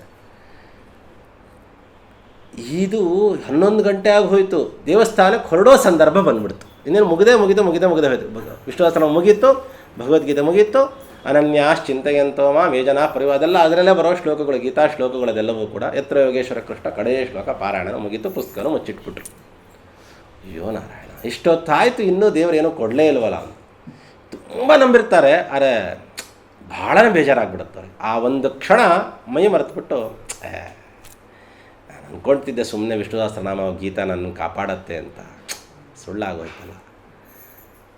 ಯಾರು ಹೇಳಿದ್ದು? ಅದರಲ್ಲೊಂದು ಶ್ಲೋಕ ಬರುತ್ತೆ, ಅನನ್ಯಾಶ್ಚಿಂತೆಯಂತೋ ಮಾಂ ಯೇ ಜನಾ ಪರ್ಯುಪಾಸತೆ ತೇಷಾಂ ನಿತ್ಯಾಭಿಯುಕ್ತಾನಾಂ ಯೋಗಕ್ಷೇಮಂ ವಹಾಮ್ಯಹಂ. LIC ಇದಲ್ಲ, ಮತ್ತೆ ಇದು ಬೇರೆ, ಇದು ಭಗವದ್ಗೀತೆ. ಯೋಗಕ್ಷೇಮಂ ವಹಾಮ್ಯಹಂ, ಭಗವಂತ ಹೇಳಿರುವ ಮಾತು. ಯಾರು ನನ್ನನ್ನು ಅನನ್ಯ ಮನಸ್ಕರಿಂದ, ಬಹಳ ಶ್ರದ್ಧೆಯಿಂದ, ಬಹಳ ಭಕ್ತಿಯಿಂದ ಯಾರು ನನ್ನನ್ನು ವಿಶ್ವಾಸ ಮಾಡಿ ನನ್ನನ್ನು ಗಟ್ಟಿಯಾಗಿ ಹಿಡ್ಕೊಳ್ತಾರೋ ಅವರ ಯೋಗ, ಅವರ ಕ್ಷೇಮ ನನ್ನ ಜವಾಬ್ದಾರಿ ಅಂತ ಹೇಳ್ತಾನೆ ದೇವರು. ಏನು ಹಾಗಂದ್ರೆ ಯೋಗಕ್ಷೇಮ ಅಂತಂದರೆ ಯೋಗಕ್ಷೇಮ ನೋಡ್ಕೊಡ್ರಿ. ಯೋಗ ಅಂದರೆ ಏನು ಗೊತ್ತಾ? ಕೆಲವರು ತಪ್ಪು ತಿಳ್ಕೊಳ್ತಾರೆ. ನಮ್ಮದಲ್ಲದೆ ಇರೋದು ಏನ್ರಿ ಇವತ್ತು ಯೋಗ 10 ಲಕ್ಷ ರೂಪಾಯಿ ಲಾಟ್ರಿ ಹೊಡೆದ್ಬಿಡ್ತು ನಿಮ್ಮದು. ಯೋಗ ಅಂದರೆ ಏನೋ ನಮ್ಮದಲ್ಲದೆ ಇದ್ದಿದ್ದು ನಮಗೆ ಸಿಗೋದು ಯೋಗ ಅಲ್ಲ, ನಮ್ಮದೇ ನಮಗೆ ಸಿಗೋದಕ್ಕೆ ಯೋಗ ಅಂತ. ನಮ್ಮದೇ ನಮಗೆ ಸಿಗಬೇಕಲ್ಲ, ಅದಕ್ಕೂ ಯೋಗ ಅಂತ ಕರೀತಾರಂತ. ನಾವು ಅಂದ್ಕೊಳ್ತಿರ್ತೀವಿ ಯೋಗ ಅಂದರೆ 2 ಅರ್ಥ. ಬುದ್ಧಿವಂತಿಕೆ, ಯೋಗ ಕರ್ಮಸು ಕೌಶಲಂ, ಗೀತೆಯಲ್ಲೇ ಹೇಳ್ತಾನೆ. ಒಂದು ಯೋಗ, ಇನ್ನೊಂದು ನಾವು ಪ್ರತಿನಿತ್ಯ ವ್ಯಾಯಾಮ ಮಾಡ್ಕೊತೀವಿ, ಅದೊಂದು ಯೋಗ ಅಂತ ಇಟ್ಕೊಳ್ಳಿ. ಯೋಗ ಅಂತಂದರೆ ನಮ್ಮದನ್ನೇ ನಾವು ಪಡ್ಕೊಳ್ತೀವಲ್ಲ, ಅದೇ ಬಹಳ ದೊಡ್ಡ ಯೋಗ. ನಮ್ಮದು ನಮಗೆ ಬಂದರೆ ಸಾಕಪ್ಪ, ಬೇರೆಯವ್ರ ದುಡ್ಡು ನಮಗೆ ಬೇಡ ಅಂತಿರ್ತೀವಲ್ಲ ನಾವು, ಅದಕ್ಕೆ ಯೋಗ. ಕ್ಷೇಮ ಅಂದರೆ ನಮ್ಮದು ಎಲ್ಲದೇ ಇರುತ್ತೆ, ಅದನ್ನು ನಮ್ಮ ಹತ್ರ ತರಿಸ್ಕೊಡೋದು ಯೋಗ. ಅದು ಆರೋಗ್ಯ ಆಗಿರಬಹುದು, ಜೀವನ ಆಗಿರಬಹುದು, ಸಂಪತ್ತಾಗಿರ್ಬೋದು, ಏನಾದರೂ ಆಗಿರ್ಬೋದು. ಕ್ಷೇಮ ಅಂದರೆ ನಮ್ಮ ಹತ್ರನೇ ಇದೆ, ಆದರೆ ನಮಗದನ್ನು ಅನುಭವಿಸೋಕ್ಕಾಗ್ತಿಲ್ಲ, ಅದನ್ನು ನಮ್ಮ ಹತ್ರನೇ ಇರಿಸಿ ನಮಗೆ ಅನುಭವಿಸುವ ಭಾಗ್ಯ ಕೊಡೋದು, ಇದು ಕ್ಷೇಮ ಅಂತ ಕರೀತಾರೆ. ಹೇಗಂದರೆ ಏನಂತಾರೆ, ಹೆಂಗಂದ್ರೆ ಅರ್ಥ ಆಗಲಿಲ್ಲ ಅಂತಂದರೆ ಸುಮ್ಮನೆ ಒಂದು ಉದಾಹರಣೆ ಕೊಡ್ತೀನಿ. ಬಹಳ ದೊಡ್ಡ ಶ್ರೀಮಂತ, ಒಂದು ಫ್ಯಾಕ್ಟ್ರಿ ಅಂತ, ನಾನೇ ಒಂದು ಫ್ಯಾಕ್ಟ್ರಿ ಓಪನ್ ಮಾಡ್ತೀನಿ, ಯಾವುದು ಒಂದು ಶುಗರ್ ಫ್ಯಾಕ್ಟ್ರಿ ಓಪನ್ ಮಾಡೋದು, ದೊಡ್ಡ ಶುಗರ್ ಫ್ಯಾಕ್ಟ್ರಿ ಓಪನ್ ಮಾಡೋದು, ಎಲ್ಲ ಮಾಡ್ದೆ, ಸಾವಿರಾರು ಇದು ಸಕ್ಕರೆ ಕಾರ್ಖಾನೆ ಕೇಳಬೇಕಾ, ಎಲ್ಲ ಆಯಿತು. ಅವನಿಗೆ ಶುಗರು, ಕಾಫಿಗೆ ಒಂಚೂರು ಸಕ್ಕರೆ ಹಾಕೊಂಡು ಕುಡಿಯೋಕ್ಕಾಗ್ತದೆ. ಸಕ್ಕರೆ ಎಷ್ಟಿದೆ, ಮೂಟುಗಟ್ಟಲೆ ಇದೆ ಮನೆಯಲ್ಲಿ, ಮೂಟುಗಟ್ಟಲೆ ಮನೇಲಿದೆ ಸಕ್ಕರೆ. ಒಂದು ಸಿಹಿ ಪದಾರ್ಥಕ್ಕೆ ಹಾಕಂಗಿಲ್ಲ, ಹಾಲು ಕಾಫಿ ಕುಡಿಬೇಕಾದ್ರೆ ಸಕ್ಕರೆ ಹಾಕೊಂಡು ಕುಡಿಯೋಂಗಿಲ್ಲ, ಯಾಕಂದರೆ ಶುಗರ್. ಕ್ಷೇಮ ನಂದೇ ಇದೆ, ಅನುಭವಿಸೋಕ್ಕಾಗ್ತಿಲ್ಲ. ಹೌದು ತಾನೆ? ನಮ್ಮದು ಆಗಿರಬೇಕು, ನಮ್ಮ ಹತ್ರನೇ ಇರಬೇಕು, ನಮ್ಮ ಅನುಭವಿಸೋ ಭಾಗ್ಯನೂ ಇರಬೇಕು. ನಾವು ನೀವೆಲ್ಲ ಹೋಳಿಗೆ ಗಿಳಿಗೆ ಚಿರೋಟಿ ಎಷ್ಟು ಸತಿ ತಿಂತೀವಿ ವರ್ಷಕ್ಕೆ? ಒಂದು 10 ಸತಿ ತಿಂದರೆ ಹಬ್ಬ ಎಲ್ಲ ಆ ಫಂಕ್ಷನು ಈ ಫಂಕ್ಷನು, ನಮ್ಮದೊಂದು ಫಂಕ್ಷನು, ಅದು ಇದು ಸೀಮಂತ, ಅದು ಇದು ಅಂತೆಲ್ಲ ಹೇಳಿ ಏನೋ ಒಂದು ಮಾಡಿರ್ತೀವಿ ಅಷ್ಟೇ. ಆದರೆ ದಿನ ತಿಂತೀವ, ಇವತ್ತು ನಾಳೆ ಮಂಗಳವಾರ ಹೋಳಿಗೆ ಮಾಡು, ಯಾರು ಮಾಡ್ತಾರೆ, ಮಾಡೋ ದಿವಸ ಮಾಡಿದ್ರೆ ಸಾಕಾಗಿದೆ, ಒಗ್ಗರಣೆಗೆ ತಿಂದು ಎದ್ದೇಳ್ರಿ ಸಾಕು ಅಂತ. ಹೌದು ತಾನೆ? ಹಾಗೆ. ಆದರೆ ಈ ಕಲ್ಯಾಣ ಮಂಟಪದಲ್ಲಿ ಕೆಲಸ ಮಾಡ್ತಿರ್ತಾರೆ ನೋಡ್ರಿ, ಪಾತ್ರೆ ತಿಕ್ಕೋರು, ದಿನ ಚಿರೋಟಿ ತಿಂತಾರೆ, ದಿನ ಹೋಳಿಗೆ ತಿಂತಾರೆ. ಏನು ಬೇಕು ನಿಮ್ಗೆ? ಇವತ್ತಂತೂ ನಮ್ಗೆ ಹೆಸರುಗಳೇ ಗೊತ್ತಿಲ್ಲ ಅಂಥದ್ದೆಲ್ಲ ತಿಂತಿರ್ತಾರೆ. ಏನು ಬೇಕು ನಿಮ್ಗೆ? ಎಲ್ಲ ತಿಂತಿರ್ತಾರೆ. ಯೋಗ ಅವ್ರದ್ದೆಲ್ಲ ಇರುತ್ತೆ, ಎಲ್ಲೋ ಭಗವಂತ ಕೊಡಿಸ್ತಾ ಹೋಗ್ತಿರ್ತಾರೆ, ಅದು ಅಲ್ವಾ? ಇವಾಗ ನಮ್ಗೆ ಅರ್ಥ ಆಯಿತು. ದಿನ ನಾವು ಬೇಕು ಅಂದರೆ ತಿನ್ನೋಕ್ಕಾಗಲ್ಲ. ನಾನು ಹತ್ರ 1 ಲಕ್ಷ ರೂಪಾಯಿ ದುಡಿತೀನಿ, 10 ಲಕ್ಷ ರೂಪಾಯಿ ದುಡಿತೀನಿ, ತಿನ್ನೋಕ್ಕಾಗಲ್ಲ. ಇದನ್ನೇ ಭಗವಂತ ಹೇಳಿ ಯೋಗಕ್ಷೇಮಂ ವಾಹಮ್ಯಂ. ಇಂಥ ಮಾತು ಸುಳ್ಳಾಗೋಯ್ತಲ್ಲ ಅಂತ ಹೇಳ್ಬಿಟ್ಟು ಆಗಿನ ಕಾಲದ ಲೇಖನಿಗಳು ಅದು ತೊಗೊಳ್ತಾರೆ, ಆ ಶ್ಲೋಕನ ಕೆಂಪು ಇಂಕಲ್ಲಿ ಅದನ್ನು ಒಡೆದು ಹಾಕ್ಬಿಟ್ಟು ಪುಸ್ತಕ ಇಟ್ಬಿಟ್ಟು ಹೊರಟೋಗ್ತಾರೆ. ವರದರಾಜನ ದರ್ಶನ ಮಾಡಲಿಕ್ಕೆ ಅಂತ ಹೋಗ್ತಾರೆ. ಇವರು ಈ ಕಡೆ ವರದರಾಜನ ದರ್ಶನಕ್ಕೆ ಅಂತ ಹೋದರು. ಸ್ವಲ್ಪ ಹೊತ್ತಿಗೆ ಇವತ್ತಿಂದು ಈ ಸನ್ನಿವೇಶವನ್ನು ಯಾವುದ್ಯಾವುದೋ ಸಿನಿಮಾಗಳಲ್ಲಿ ಮಾಧ್ಯಮಗಳಲ್ಲಿ ತೊಗೊಂಡಿದ್ದಾರೆ. ಇದಕ್ಕೆ ಮೂಲ ಕಥೆ ಪದ್ಮಪುರಾಣದಲ್ಲಿ ವ್ಯಾಸರು ಹೇಳಿದ ಕಥೆ ಇದು. ಅವ್ರ ದೇವಸ್ಥಾನಕ್ಕೆ ಅಂತ ಹೋದಾಗ ಒಬ್ಬ ವ್ಯಕ್ತಿ ಬಂಡಿ ತುಂಬ ಎಲ್ಲ ಪದಾರ್ಥಗಳನ್ನು ತೊಗೊಂಡು ಬರ್ತಾರೆ ಮನೆಗೆ. ಆ ಬಂಡಿ ತುಂಬ ಎಲ್ಲ ಪದಾರ್ಥಗಳನ್ನು ತೊಗೊಂಡು ಬಂದು ನಿಮ್ಮ ಯಜಮಾನರು ಕೊಟ್ಟು ಕಳಿಸಿದ್ರು. ದೇವಸ್ಥಾನಕ್ಕೆ ಹೋಗಿದ್ವಲ್ಲ, ದೇವಸ್ಥಾನದಲ್ಲಿ ನಿಮ್ಮ ಯಜಮಾನ್ರಿಗೆ ಕೇಳಿದೆ, ಮನೆ ವಿಳಾಸ ಹೇಳಿದ್ರು, ತೊಗೊಂಡು ಬಂದು ಹಾಕ್ಲಿಕ್ಕೆ ಬಂದಿದ್ದೀನಮ್ಮ, ಎಲ್ಲಿ ಇಡ್ಲಿ ಅಂತ. ವರ್ಷಕ್ಕಾಗೋಷ್ಟು ಭಾಳ ಸಂತೋಷ ಆಗುತ್ತೆ ಅವಳಿಗೆ. ಅವಳು ಸಂತೋಷ ಏನು ಗೊತ್ತಾ, ನಮ್ಮ ಯಜಮಾನ್ರು ಕಳಿಸಿದ್ರು ಅನ್ನೋ ಸಂತೋಷ ಅವಳಿಗೆ ಮಾತ್ರ. ಅವಳಿಗೆ ಅಷ್ಟೇ ಸಂತೋಷ. ಅವಳಿಗೆ ಎಲ್ಲ ಇಳಿಸಿದ್ದು ಮಾಡೋದು. ಆದರೆ ಹೊರಗಿಂದ ಒಳಗೆಲ್ಲ ತನ್ನ ಮೂಲೆಯಲ್ಲಿ ಇಡಬೇಕಲ್ಲ, ಇಲ್ಲೆಲ್ಲ ರಕ್ತ ಆಗ್ಬಿಟ್ಟಿತ್ತಂತೆ. ರಕ್ತ ಆಗ್ಬಿಟ್ಟಿದ್ದು ಅಂತ ಹೇಳಿದ್ರೆ ಏನಾಯ್ತಪ್ಪ ನಿನಗೇನಾಯ್ತಪ್ಪ ಅಂತ ಕೇಳಿದ್ರೆ, ಏನಿಲ್ಲ ಅಮ್ಮ, ಬರ್ತಿದ್ದೆ ನಿಮ್ಮ ಮನೆಗೆ, ಸಾಮಾನೆಲ್ಲ ತೊಗೊಂಡು ಬರ್ತಾ ಇದ್ದೆ, ಯಾರೋ ಒಬ್ರು ಎದುರಿಗೆ ಸಿಕ್ಕಿದ್ರು, ಕಣ್ಣ ಮೇಲೆ ಹೊಡೆದು ಬಿಟ್ರು, ಸೊ ಕಣ್ಣಿಂದ ಒಂಚೂರು ರಕ್ತ ಸೋರ್ತಿದೆ, ಇನ್ನೇ ಇಲ್ಲ ಅಂತ ಆ ಮನುಷ್ಯ ಹೇಳ್ದ. ಅವನು ಇಟ್ಬಿಟ್ಟ ಹೋದ. ಈ ಮನುಷ್ಯ, ಈ ಬ್ರಾಹ್ಮಣ ವರದರಾಜನ ದರ್ಶನ ಮಾಡಲಿಕ್ಕೆ ಹೋಗಿದ್ದಾರೆ. ಆ ವರದರಾಜನ ಮೂರ್ತಿಯ ಕಣ್ಣಿನಿಂದ ರಕ್ತ ಬರ್ತಿದೆ ಅಂತ. ಇದೇನು ಪಜಿತಿ ಬಂತು ಅಂತ, ಯಾಕೆ ಹಿಂಗೆ ಆಗ್ತಿದೆ ಯಾರ್ಯಾರಿಗೂ ಗೊತ್ತಿಲ್ಲ, ಅಲ್ಲಿರೋ ಅರ್ಚಕಗಳು ಯಾರಿಗೂ ಗೊತ್ತಾಗ್ತಿಲ್ಲ. ಈ ಮನುಷ್ಯ ಮಾತ್ರ ನಿಂತು ನೋಡಿ ನಮಸ್ಕಾರ ಮಾಡ್ತಿದ್ದಾರೆ. ಈ ಬ್ರಾಹ್ಮಣ ಒಂದು ಕ್ಷಣ ಫ್ಲ್ಯಾಶ್ ಆಯಿತು. ಆ ಕೆಂಪು ಇದರಿಂದ ಆ ಶ್ಲೋಕವನ್ನು ಗೀಟನ್ನು ಅದನ್ನು ಅಳಿಸ್ಬಿಟ್ಟು ಬಂದಿದ್ರಲ್ಲ, ಇದರಿಂದ ನಮ್ಗೆ 2 ಅರ್ಥ ಆಯಿತು. ಏನು ಅರ್ಥ ಆಯಿತು ಅಂತ ಹೇಳಿದ್ರೆ, ಅಕ್ಷರಗಳು ಬೇರೆ ಅಲ್ಲ, ಭಗವಂತ ಬೇರೆ ಅಲ್ಲ, ಅದನ್ನು ಅರ್ಥ ಮಾಡ್ಕೊಳ್ಬೇಕು. ಅವನು ಗೀಟ್ ಹಾಕಿದ್ದು ಅಕ್ಷರಗಳಿಗೆ, ಆದರೆ ದೇವರ ಕೃಷ್ಣನ ಕಣ್ಣಿನಿಂದನೇ ರಕ್ತ ಬರ್ತಿತ್ತು. ಅಂದರೆ ಭಗವಂತನ ಗ್ರಂಥಗಳಲ್ಲಿರುವ ಅಕ್ಷರಗಳು ಬೇರೆ ಅಲ್ಲ, ಭಗವಂತ ಬೇರೆ ಅಲ್ಲ ಅನ್ನೋದು ಇದೊಂದು ಅನುಸಂಧಾನ. ಯಾವಾಗ ಹಂಗೆ ಆಗೋಯ್ತು, ಆ ಮಾತು ಸುಳ್ಳು. ಅದು ಏನು ಬರೀ ಕಣ್ಣಿನಿಂದ ಅಲ್ಲ, ನಾಲಿಗೆಯಿಂದನೂ ರಕ್ತ ಬರ್ತಿತ್ತು ಅಂತ ಹೇಳ್ತಾರೆ. ಭಗವಂತನೂ ಸುಳ್ಳು, ಭಗವಂತನ ಮಾತು ಸುಳ್ಳು ಅಂತ ಅಂದ್ಕೊಂಡು ಅದನ್ನು ಗೀಟ್ ಹಾಕಿರ್ತಾರೆ. ಸೊ ಮಾತಾಡೋದು ನಾಲಿಗೆಯಿಂದ ಅಲ್ವಾ, ಸೊ 2 ರಕ್ತ ಬರ್ತಿತ್ತು. ತಕ್ಷಣ ಓಡಿ ಬರ್ತಾರಂತೆ ಮನೆಗೆ. ಎಂಥ ಅಪರಾಧ ಮಾಡಿಬಿಟ್ಟೆ ನಾನು, ಇಂಥ ಅಪರಾಧ ಮಾಡಿದೆ ನಾನು ಅಂತ ಹೇಳಿ ತಕ್ಷಣ ಓಡೋಡು ಮನೆಗೆ ಬಂದು ನೋಡಿದ್ರೆ ಮನೆ ತುಂಬ ಸಾಮಾನು. ಯಾರು ತಂದಿಟ್ರು? ಯಾರೋ ಹಿಂಗೆ ತಂದಿಟ್ರು ಸ್ವಾಮಿ. ಅವಾಗ ಅವಳು ಹೇಳ್ತಾಳಂತ, ತಂದಿಟ್ರು ಪಾಪ ನೋಡ್ರಿ, ನಾಲ್ಗೆಯಲ್ಲಿ ಕಣ್ಣೆಲ್ಲ ಚೂರು ರಕ್ತ ಬರ್ತಿತ್ತು, ಕೂಡಿಸಿ ಆರೈಕೆ ಮಾಡಿ ನೀರು ಕೊಟ್ಟು ಕಳಿಸ್ದೆ ನಾನು. ಅವಾಗ ಗಳಗಳ ತುಂಬ ಹತ್ಬಿಡ್ತಾನೆ ಬ್ರಾಹ್ಮಣ. ದೇವರು ಪರೀಕ್ಷೆ ಮಾಡ್ತಾನೆ, ಕಡೇ ತನಕ ಪರೀಕ್ಷೆ. ಅದು ಒಂದು ಲೆವೆಲ್ ಏನಿತ್ತು ಹೇಳಿದ್ರೆ 11 ಗಂಟೆ. ಇಲ್ಲಿ ನಮ್ಗೆ ಆ ಯೋಗ್ಯತೆ ಇಲ್ಲ, ಅದು ಬೇರೆ ವಿಷಯ, ತಿಳ್ಕೊಳ್ಳಿಕ್ಕೆ ಹೇಳಿದ್ದು. ದೇವರು ಒಳ್ಳೆಯವ್ರನ್ನ ಬಹಳ ಪರೀಕ್ಷೆ ಮಾಡ್ತಿರ್ತಾನೆ. 11 ಗಂಟೆ ತನಕ ತಡೆದ್ನಲ್ಲ ಅವನು, ದೇವಸ್ಥಾನಕ್ಕೆ ಹೋಗಿ ಬರೋಷ್ಟು ಟೈಮ್ ಇತ್ತು ತಾನೇ ಊಟಕ್ಕೆ. ಅಂದರೆ ಅದರಲ್ಲೂ ತಾರತಮ್ಯ ಇದೆ ಅಂತ ಹೇಳಕ್ಕೆ ಬಂದೆ. ಏನು ರೀ, ಮುಂದಿನ ತಿಂಗಳೇ ಫಂಕ್ಷನ್ನು, ಇವತ್ತು ದುಡ್ಡಿಲ್ಲ ಅಂದ್ರೆ ಹೆಂಗೆ ಅನ್ನೋರು ಬೇರೆ, ನಾಳೆ ಫಂಕ್ಷನ್ಗೆ ಅನ್ನೋರು ಬೇರೆ. ದೇವ್ರ ಮೇಲೆ ವಿಶ್ವಾಸ ಇರೋವನು ಆ ಅನುಸಂಧಾನ ನಿನಗೆ ಅಲ್ಲಿ ತನಕ ಬಂದಿದೆ ಅಲ್ಲ, ಇನ್ನೂ ಎಷ್ಟು ಟೈಮ್ ಇದೆ? ದೇವಸ್ಥಾನಕ್ಕೆ ಹೋಗಿ ಬರೋಷ್ಟು ಟೈಮ್ ಇದೆ ತಾನೇ ಇವತ್ತಿನ ದಿನಚರಿ ಮುಗಿಯೋಕ್ಕೆ. ಅಲ್ಲಿ ಕಳ್ಕೊಂಡ್ಬಿಟ್ರು. ಆದರೆ ದೇವರು ಕೈ ಬಿಡಲ್ಲ. ವ್ಯತ್ಯಾಸ ಭಗವಂತ ಏನೋ ಒಂದು ವಿಶ್ವಾಸ, ಅಷ್ಟು ವಿಶ್ವಾಸ ಇದೆ ಅಲ್ಲ, ಅದಕ್ಕೆ ತಕ್ಕನಂಗೆ ಭಗವಂತ ಮಾತುಗಳು, ಗೀತೆಯ ಮಾತು, ವಿಷ್ಣು ಸಹಸ್ರನಾಮದ ಮಾತು ಎಂದೆಂದಿಗೂ ಸುಳ್ಳಲ್ಲ ಅನ್ನೋದನ್ನು ತೋರಿಸುವ ಸಲುವಾಗಿ ರಕ್ತವನ್ನು ಸುರಿಸಿದ. ಅವನಿಗೆ ಅನುಗ್ರಹ ಮಾಡಲಿಕ್ಕೆ ಕೇವಲ ಸಾಮಾನು ತಂದು ಹಾಕಿದರೆ ಸಾಕಾಗ್ತಿತ್ತು. ದೇವರ ಉದ್ದೇಶ ಅವನನ್ನು ಅನುಗ್ರಹ ಮಾಡಬೇಕು, ಜೊತೆಯಲ್ಲಿ ಸಹಸ್ರನಾಮದ ವಾಕ್ಯಗಳಾಗಿರ್ಬೋದು, ಗೀತೆಯ ವಾಕ್ಯಗಳಾಗಿರ್ಬೋದು, ಎಂದೆಂದಿಗೂ ಇದು ಪರಮ ಸತ್ಯವಾದಂತಹ ವಾಕ್ಯಗಳು, ನಾನೇ ಹೇಳಿರುವ ವಾಕ್ಯಗಳು, ನಾನೇ ಬರೆದಿರುವ ವಾಕ್ಯಗಳು, ಎಂದಿಗೂ ಸುಳ್ಳಾಗ್ಲಿಕ್ಕೆ ಸಾಧ್ಯ ಇಲ್ಲ ಇಲ್ಲ ಇಲ್ಲ. ಅದನ್ನು ತೋರಿಸುವ ಸಲುವಾಗಿ ಭಗವಂತ ಹೀಗೆ ಬಂದು ಅನುಗ್ರಹ ಮಾಡಿ ಅವನಿಗೆ ಮುಂದೆ ಬಹಳ ಶ್ರೀಮಂತರಾಗ್ತಾರೆ. ಅವ್ರದ್ದು ವಿದ್ಯಾ ಎಲ್ಲ ಚೆನ್ನಾಗಿ ನಡೀತಾ ಹೋಗುತ್ತೆ. ಇರಲಿ, ಕಥೆ ಮುಂದುವರಿಯುತ್ತದು. ಯಾಕೆ ಈ ಪ್ರಸಂಗ ಹೇಳಿದೆ ಅಂತ ಹೇಳಿದ್ರೆ, ಭಗವಂತನ ಮಾತುಗಳು ಬೇರೆ ಅಲ್ಲ, ಭಗವಂತ ಬೇರೆ ಅಲ್ಲ, ಭಗವಂತನ ಗ್ರಂಥಗಳು ಬೇರೆ ಅಲ್ಲ. ಇವತ್ತಿನ ದಿವಸ ನಮಗೆ ಅದು ಬಹಳ ಒಂದು ವಿಷಾದ ಆ ಸ್ಥಿತಿ, ನಮ್ದು ಈ ಸ್ಥಿತಿ. ಯಾಕೆ ಅಂತ ಹೇಳಿದ್ರೆ, ಭಗವಂತನ ಗ್ರಂಥಗಳು ಅಂತಂದ ತಕ್ಷಣವೇ ಅಲ್ಲೇ ನೋಡ್ತೀವಿ, ಅಲ್ಲೇ ಮುಗಿತೀವಿ, ಬಂದ್ಬಿಡ್ತೀವಿ ಅಷ್ಟೇ. ಹೌದು ತಾನೆ? ನಮಗೋಸ್ಕರ ಬರೆದಿಟ್ಟಂತಹ ಗ್ರಂಥಗಳನ್ನು ನಾವು ಮೊದಲು ಇವತ್ತು ಅಧ್ಯಯನ ಮಾಡಿರಿ ಅಂತ ಹೇಳೋ ಪರಿಸ್ಥಿತಿ ನಾವಿಲ್ಲ. ಗ್ರಂಥಗಳನ್ನು ಮೊದಲು ಮನೆಗೆ ತಂದಿಟ್ಕೊಳ್ರಿ ಅಂತ ಹೇಳೋ ಪರಿಸ್ಥಿತಿ ನಾವಿದ್ದೀವಿ. ಅವತ್ತು ಹಾಗಿದೆ. ಎಲ್ಲೋ ಒಂದು ಶಾಪಿಂಗ್ ಅಂತ ಹೋಗ್ತೀವಿ, ಯಾವುದೋ ಒಂದು ಮಾಲ್ಗೆ ಹೋಗ್ತೀವಿ, ಇನ್ನೆಲ್ಲೋ ಹೋಗ್ತೀವಿ, ಅದು ಚೆನ್ನಾಗಿ ತಂದಿಟ್ಕೊಳ್ತೀವಿ, ಇದು ಚೆನ್ನಾಗಿ ತಂದಿಟ್ಕೊಳ್ತೀವಿ, ಎಲ್ಲ ತಂದಿಟ್ಕೊಳ್ತಿರ್ತೀವಿ. ಯಾವುದಾದ್ರೂ ಒಂದು ಭಗವಂತನ ಪುಸ್ತಕ, ಯಾವುದಾದ್ರೂ ಒಂದು ಗ್ರಂಥದ್ರೆ, ಅಯ್ಯೋ ಇಡಕ್ಕೆ ಜಾಗನೇ ಇಲ್ಲರಿ ಮನೇಲಿ, ಇರೋ 4-5 ಪುಸ್ತಕ ಅದನ್ನೇ ಓದ್ತಿಲ್ಲ, ನೀವು ಮನೆ ಬರೋಕ್ಕೆ ನಾನು ನೋಡ್ತಿಲ್ವಾ, ಧೂಳು ಜಾಡಿಸಿಡಂಗೆ ಕೂತ್ಕೊಂಡಿದೆ, ಸಾಕು ಏನು ಬೇಡ, ಎಲ್ಲ ಮೊಬೈಲ್ನಲ್ಲೇ ಇದೆ ಈಗ ಅಂತೀವಲ್ಲ. ಭಗವಂತನ ಪುಸ್ತಕಗಳನ್ನು ತಂದಿಟ್ಕೊಳ್ಳಿ. ಒಂದು ತಿಳ್ಕೊಳ್ರಿ, ಮನೆಯಲ್ಲಿ ದೇವರ ಪೆಟ್ಟಿಗೆಲಿರೋ ಸಾಲಿಗ್ರಾಮಕ್ಕಿಂತಲೂ ಗ್ರಂಥದಲ್ಲಿ ಭಗವಂತನ ಸನ್ನಿಧಾನ ಹೆಚ್ಚಿರುತ್ತೆ. ಸಾಲಿಗ್ರಾಮನ ದೇವರ ಮನೇಲಿಟ್ಟು ಪುಸ್ತಕನೆಲ್ಲ ಮೂಲೆಯಲ್ಲಿ ಇಟ್ಟಿರ್ತೀವಿ. ಸಾಲಿಗ್ರಾಮದಲ್ಲಿ 5500 ಚಿಲ್ಲರೆ ಅಷ್ಟು ರೂಪಗಳು ಭಗವಂತನ ರೂಪಗಳಿದೆ. ಆದರೆ ಒಂದು ಗ್ರಂಥದಲ್ಲಿ ಎಷ್ಟು ಅಕ್ಷರಗಳಿರುತ್ತಲ್ಲ, ಅಷ್ಟು ಅಕ್ಷರಗಳಷ್ಟು ಭಗವಂತನ ರೂಪಗಳು. ಕಡಿಮೆ ಅಂದರೆ ಎಷ್ಟು? ಒಂದು ಭಾಗವತ, ಶ್ರೀಮದ್ ಭಾಗವತ ಪುಸ್ತಕ ಮನೇಲಿ ಇಟ್ಕೊಳ್ಬೇಕು ನಾವು. ಎಷ್ಟು ಅಕ್ಷರಗಳಿದೆ ಗೊತ್ತಾ? ಅದರಲ್ಲಿ 5,76,000 ಅಕ್ಷರಗಳಿದೆ. ಎಷ್ಟು? 5,76,000 ಅಕ್ಷರಗಳು. ಒಂದು ಶ್ರೀಮದ್ ಭಾಗವತ ಪುಸ್ತಕ ನಿಮ್ಮ ಮನೇಲಿ ಇಟ್ಕೊಂಡ್ರಿ ಅಂದರೆ ನೀವು 5,76,000 ಸಾಲಿಗ್ರಾಮ್ ಅಲ್ಲಿ ಇಟ್ಕೊಂಡಂಗೆ ಲೆಕ್ಕ ಹಾಕ್ರಿ. ಅದಕ್ಕೆ ನಾವು ಅಭಿಷೇಕ ಮಾಡಬೇಕಾಗಿಲ್ಲ, ಒರೆಸ್ಬೇಕಾಗಿಲ್ಲ, ಏನಿಲ್ಲ. ಅಂದರೆ ಯಾಕೆ ಹೇಳಿದೆ ಮಾತನಂದರೆ, ಗ್ರಂಥಗಳಲ್ಲಿ ವಿಶ್ವಾಸ ಕಮ್ಮಿ. ಯಾವುದೋ ಒಂದು ಎಲ್ಲ ಆಫೀಸ್ಗೆ ಹೋಗಿರ್ತೀವಿ, ಯಾರನ್ನೋ ಕಾಯ್ತಿರ್ತೀವಿ, ವೆಯ್ಟ್ ಮಾಡ್ತಿರ್ತೀವಿ, ಅಥವಾ ಡಾಕ್ಟರ್ ಶಾಪ್ಗೆ ಹೋಗಿರ್ತೀವಿ, ಒಳಗಡೆ ಯಾರನ್ನೋ ನೋಡ್ತಿರ್ತಾರೆ, ಕೂತ್ಕೊಂಡು ಸುಮ್ಮನೆ ಕೂತಿರ್ತೀವ, ಯಾವುದೋ ಒಂದು ಮ್ಯಾಗ್ಝಿನ್ ಇಟ್ಟಿರ್ತಾರೆ, ಹಿಂಗೆ ತಿರುಗಿಸಿ ಅಷ್ಟು ಅವ್ರು ಬರೋದ್ರೊಳಗೆ ಈ ಪುಸ್ತಕ ಮುಗಿಸ್ಬಿಡ್ಬೇಕು. ನಾವು ಪಡ್ಪಡ ಅಂತಾರು ತಿರುಗಿಸ್ತೀವಿ ನಾವು ಅಲ್ವಾ.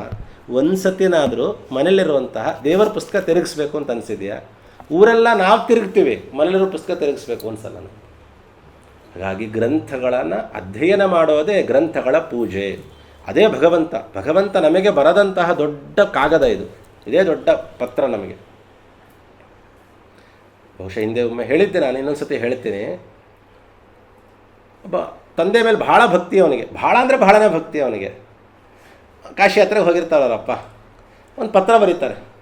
ಅವರಪ್ಪನ ಪತ್ರ ಬಂದ ತಕ್ಷಣ ಅವನಿಗೆ ನಮ್ಮಪ್ಪನ ಪತ್ರ ಅಂಥೇಳಿ ಅದನ್ನು ತಲೆ ಮೇಲೆ ಇಟ್ಕೊಂಡು ಏನು ಮಾಡ್ತಾನೆ, ಸರ ದೇವ್ರ ಮನೆಗೆ ಹೋಗ್ತಾನೆ. ಅದಕ್ಕಿಟ್ಟು ತಟ್ಟೆ ಮೇಲೆ ಇಟ್ಟು, ಬೆಳ್ಳಿ ತಟ್ಟೆ ಮೇಲೆ ಇಟ್ಟು ಅದಕ್ಕೊಂದು ಅರಿಶಿನ, ಕುಂಕುಮ, ಮಂತ್ರಾಕ್ಷತೆ, ಹೂ ಹಾಕಿ ಅದಕ್ಕೊಂದು ಮಂಗಳಾರತಿ ಎಲ್ಲ ಮಾಡ್ತಾನೆ. ಯಾವುದಕ್ಕೆ? ಅಪ್ಪ ಒಂದು ಲೆಟ್ರ್ ಬರೆದಿರ್ತಾನೆ. ಆ ಲೆಟ್ರಿಗೆ ಆಯಿತು, 1-2 ದಿವಸ ಆಯಿತು, 3 ದಿವಸ ಆಯಿತು. ಅವರಪ್ಪ ಮಧ್ಯಾಹ್ನ 1-1:30 ಆಗಿಬಿಟ್ಟಿತ್ತು. ಇಲ್ಲೊಂದು 2-3 ಬ್ಯಾಗು, ಇಲ್ಲೊಂದು 2-3 ಬ್ಯಾಗು, ಇಲ್ಲೊಂದು 2-3 ಬ್ಯಾಗು ಹಾಕ್ಕೊಂಡು ದೊಡ್ಡ ಪಾಪ ಬಂದ. ನಮ್ಮಪ್ಪ ಬಂದ್ರು ಅಂತ ಓಡ್ ಹೋಗಿದ್ದೇನೋ, ಇನ್ನು ಗೇಟ್ ಹತ್ರ ಅವ್ರಪ್ಪಂಗೆ ಸಾಷ್ಟಾಂಗ ನಮಸ್ಕಾರ ಹಾಕ್ಬಿಟ್ನಂತೆ. ನಮ್ಮಪ್ಪ ಬಂದ್ರು ಅಂತ ಎತ್ ಮೇಲೆ ಫೈಡ್ ಅಂತ ಅವ್ರಪ್ಪ ಒಂದು ಹೊಡೆದ್ನಂತೆ. ಮಗನ ಕೋಪ ಬಂದ್ರು. ಅಲ್ಲಪ್ಪ ನೀನು ಕಂಡ್ರೆ ಎಷ್ಟು ಭಕ್ತಿ ನನಗೆ, ನೀನಿನ್ನು ಒಳಗೆ ಬಂದಿಲ್ಲ, ಆಗಲೇ ಬಾಗಿಲಲ್ಲೇ ಬಂದು ನಮಸ್ಕಾರ ಮಾಡ್ತೀನಿ ನಾನು, ಅಂಥ ಭಕ್ತಿ ನೀನು ಕಂಡ್ರೆ ನನಗೆ ಹೊಡಿತೀಯಲ್ಲ ನೀನು ಅಂತ ಕೇಳ್ತಾನೆ. ಅಲ್ಲೋ ನಿಂಗೊಂದು ಪತ್ರ ಬರೆದಿದ್ನಲ್ಲ, ಎಲ್ಲ ಅದು ಓದ್ಯನೋ ಅಂತ ಕೇಳ್ತಾನೆ. ನಿನ್ನ ಪತ್ರ ನಾನು ಓದೋದಪ್ಪ, ಮತ್ತೇನು ಮಾಡಿದೆ? ಅದನ್ನು ಪೂಜೆ ಮಾಡ್ತಿದ್ದೀನಿ ನಾನು.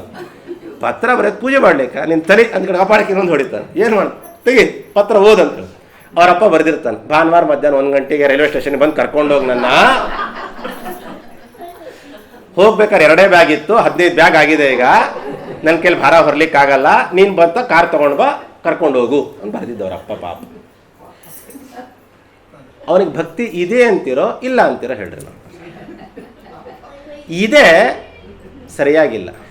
ನಾನು ಪ್ರಾರಂಭದಲ್ಲಿ ಒಂದು ಮಾತು ಹೇಳಿದೆ, ಅಧ್ಯಯನ ಮನುಷ್ಯನಿಗೆ ಬಹಳ ಮುಖ್ಯ. ಎಷ್ಟು ಮುಖ್ಯವೋ ಯಾವುದರ ಅಧ್ಯಯನ ಅನ್ನೋದು ಅಷ್ಟೇ ಮುಖ್ಯ. ಹೌದಲ್ವಾ? ಸುಮ್ಮನೆ ಏನೋ ಓದ್ತಿರೋದಲ್ಲ. ಏನು ಓದಿದ್ರೆ ಎಲ್ಲವನ್ನೂ ಓದ್ದಂಗೆ ಆಗತ್ತಲ್ಲ. ಇವನು ಓದಿದ್ರೆ ಅವರಪ್ಪಂಗೆ ಅನುಕೂಲ ಆಗ್ತಿತ್ತು. ಹೇಗೋ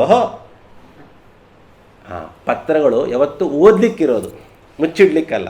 ಇವೆಲ್ಲ ಪತ್ರಗಳೇ ನಮಗೆ. ವಿಷ್ಣು ಸಹಸ್ರನಾಮ, ಭಗವದ್ಗೀತೆ, ಮಹಾಭಾರತ, ರಾಮಾಯಣ. ಅವ್ರು ಯಾಕೆ ಬರೆದಿಟ್ರೆ ಯಾಕೆ ಹಂಗಾದ್ರೆ? ಅವ್ರು ಬರೆದಿದ್ದು ಅವ್ರಿಗೋಸ್ಕರ ಅಲ್ಲ, ಅವ್ರಿಗೆ ತಲೆಯಲ್ಲೇ ಇದೆ ಅವೆಲ್ಲ.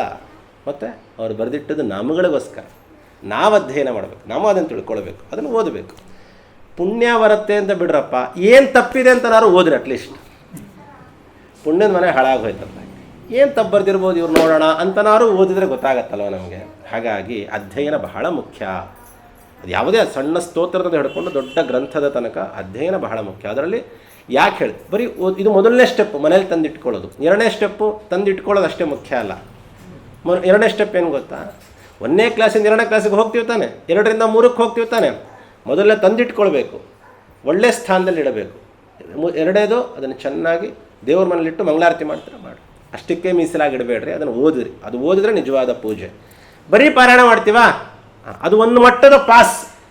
ಬರೀ ಪಾರಾಯಣಕ್ಕೆ ನಿಲ್ಲಿಸಬಾರ್ದು. ಉದಾಹರಣೆ ವಿಷ್ಣು ಸಹಸ್ರನಾಮ ಸ್ತೋತ್ರ ನಾವು ಹುಟ್ಟದಾದ ಬರೀ ಪಾರಾಯಣ ಮಾಡ್ತೀವಿ. ಏನು ಹೇಳಿದ್ದಾರೆ, ಯಾಕೆ ಹೇಳಿದ್ದಾರೆ, ಯಾಕೆ ಶ್ರೇಷ್ಠ ಗೊತ್ತಿಲ್ಲ. ಇದರ ಅಧ್ಯಯನ ಮುಂದುವರಿತಾ ಹೋಯ್ತು ಅಂದಂಗೂ ಕೂಡ ನಮಗೆ ವಿಶೇಷವಾಗಿ ನಮಗೆ ಅದು ಪುಣ್ಯ ಬರ್ತಾ ಹೋಗುತ್ತೆ ಅಂತ ಹೇಳ್ತಾರೆ. ಹೀಗೆ ಇಂಥ ಅದ್ಭುತವಾದಂತಹ ಯಾರ್ಯಾರಿಗೆ ಏನೇನು ಬೇಕೋ ಅಂಥ ಎಲ್ಲ ರೀತಿಯಾದಂತಹ ಪುಣ್ಯಗಳನ್ನು ಕೊಡುವಂತಹದ್ದು. ರೋಗಾರ್ಥೋ ಮುಚ್ಚತೆ ರೋಗಾತ್, ಬದ್ಧೋ ಮುಚ್ಚೇತ ಬಂಧನಾತ್, ಭಯಾನ್ ಮುಚ್ಚೇತ ಭೀತಸ್ತು ಮುಚ್ಚೇತ ಆಪನ್ನ ಆಪದಃ ಅಂಥೇಳಿ ಎಲ್ಲ ರೋಗಗಳನ್ನು ಪರಿಹಾರ ಮಾಡುತ್ತೆ, ಎಲ್ಲ ಬಂಧನವನ್ನು ಪರಿಹಾರ ಮಾಡುತ್ತೆ, ಎಲ್ಲ ಭಯಗಳನ್ನು ಪರಿಹಾರ ಮಾಡುತ್ತೆ, ಎಲ್ಲರ ತೊಂದರೆಗಳನ್ನು ಪರಿಹಾರ ಮಾಡುತ್ತೆ. ಯಾರ್ಯಾರಿಗೇನೇನು ಅನಿಷ್ಟಗಳು ಎಲ್ಲ ಅನಿಷ್ಟಗಳನ್ನು ಕೂಡ ಪರಿಹಾರ ಮಾಡಿ ನ ವಾಸುದೇವ ಭಕ್ತಾನಂ ಅಶುಭಂ ವಿದ್ಯತೆ ಕ್ವಚಿತ್ ಜನ್ಮ ಮೃತ್ಯು ಜರಾವ್ಯಾಧಿ ಭಯಂ ನೈವೋಪಜಾಯತೆ. ಇದ್ಯಾವುದೂ ಅವರಿಗೆ ಉಂಟಾಗೋದೇ ಇಲ್ಲ ಅಂತ ಹೇಳ್ತಾರೆ. ಮೋಕ್ಷವೇ ಲಾಭ ಅಂತ ಹೇಳ್ತಾರೆ. ಇಂಥ ಅತ್ಯದ್ಭುತವಾದಂತಹ ಸ್ತೋತ್ರ ವಿಷ್ಣು ಸಹಸ್ರನಾಮ ಸ್ತೋತ್ರ. ಅಂಥ ವಿಷ್ಣು ಸಹಸ್ರನಾಮ ಸ್ತೋತ್ರದ ಮಹಿಮೆ ಇನ್ನೂ ಅನೇಕ ಇದೆ ಅಂತ ಇಟ್ಕೊಳ್ರಿ. ಅದರಲ್ಲಿ ಒಂದೆರಡು ನಾನು ಮಾತ್ರ ನಮಗೆ ಅನುವಾದ ಮಾಡಿದ್ದೇನೆ. ಈ ವಿಷ್ಣು ಸಹಸ್ರನಾಮ ಇಂಥದ್ದು, ಇದು ಎಂಥದ್ದು ಅಂತ ಹೇಳಿದರೆ, ಉಮಾದೇವಿಯರಿಗೆ, ಪಾರ್ವತೀ ದೇವಿಯವರಿಗೆ ಮಹರುದ್ರದೇವರೇ ಅನುಶಾಸನ ಪರ್ವದಲ್ಲಿ ಉಪದೇಶ ಮಾಡ್ತಾರೆ. ಇಡೀ ವಿಷ್ಣು ಸಹಸ್ರನಾಮದ ಮಹಿಮೆಯನ್ನು ಅಷ್ಟು ಚೆನ್ನಾಗಿ ಉಪದೇಶ ಮಾಡ್ತಾರೆ. ಬಹಳ ಸಮಯ ಬೇಕು ಅದಕ್ಕೆಲ್ಲ ಅಂತ ಇಟ್ಕೊಳ್ರಿ. ಅಂಥ ವಿಷ್ಣು ಸಹಸ್ರನಾಮವನ್ನು ಮುಂದೆ ಶ್ರೀರಾಮ ರಾಮ ರಾಮೇತಿ ಅನ್ನುವ ಮಂತ್ರದಿಂದ ಅದರ ಮಹಿಮೆಯನ್ನು ಇನ್ನೂ ಉಲ್ಬಣಗೊಳಿಸ್ತಾರೆ, ಉತ್ತಮವಾದ ರೀತಿಯಲ್ಲಿ ವರ್ಣನೆ ಮಾಡ್ತಾರೆ ಮಹಾರುದ್ರದೇವರು. ಇಂಥ ವಿಷ್ಣು ಸಹಸ್ರನಾಮದ ಕಿಂಚಿತ್ ವೈಶಿಷ್ಟ್ಯತೆಯನ್ನು ನಾನು ಅನುವಾದ ಮಾಡಿದ್ದೇನೆ, 1% ಅಷ್ಟು.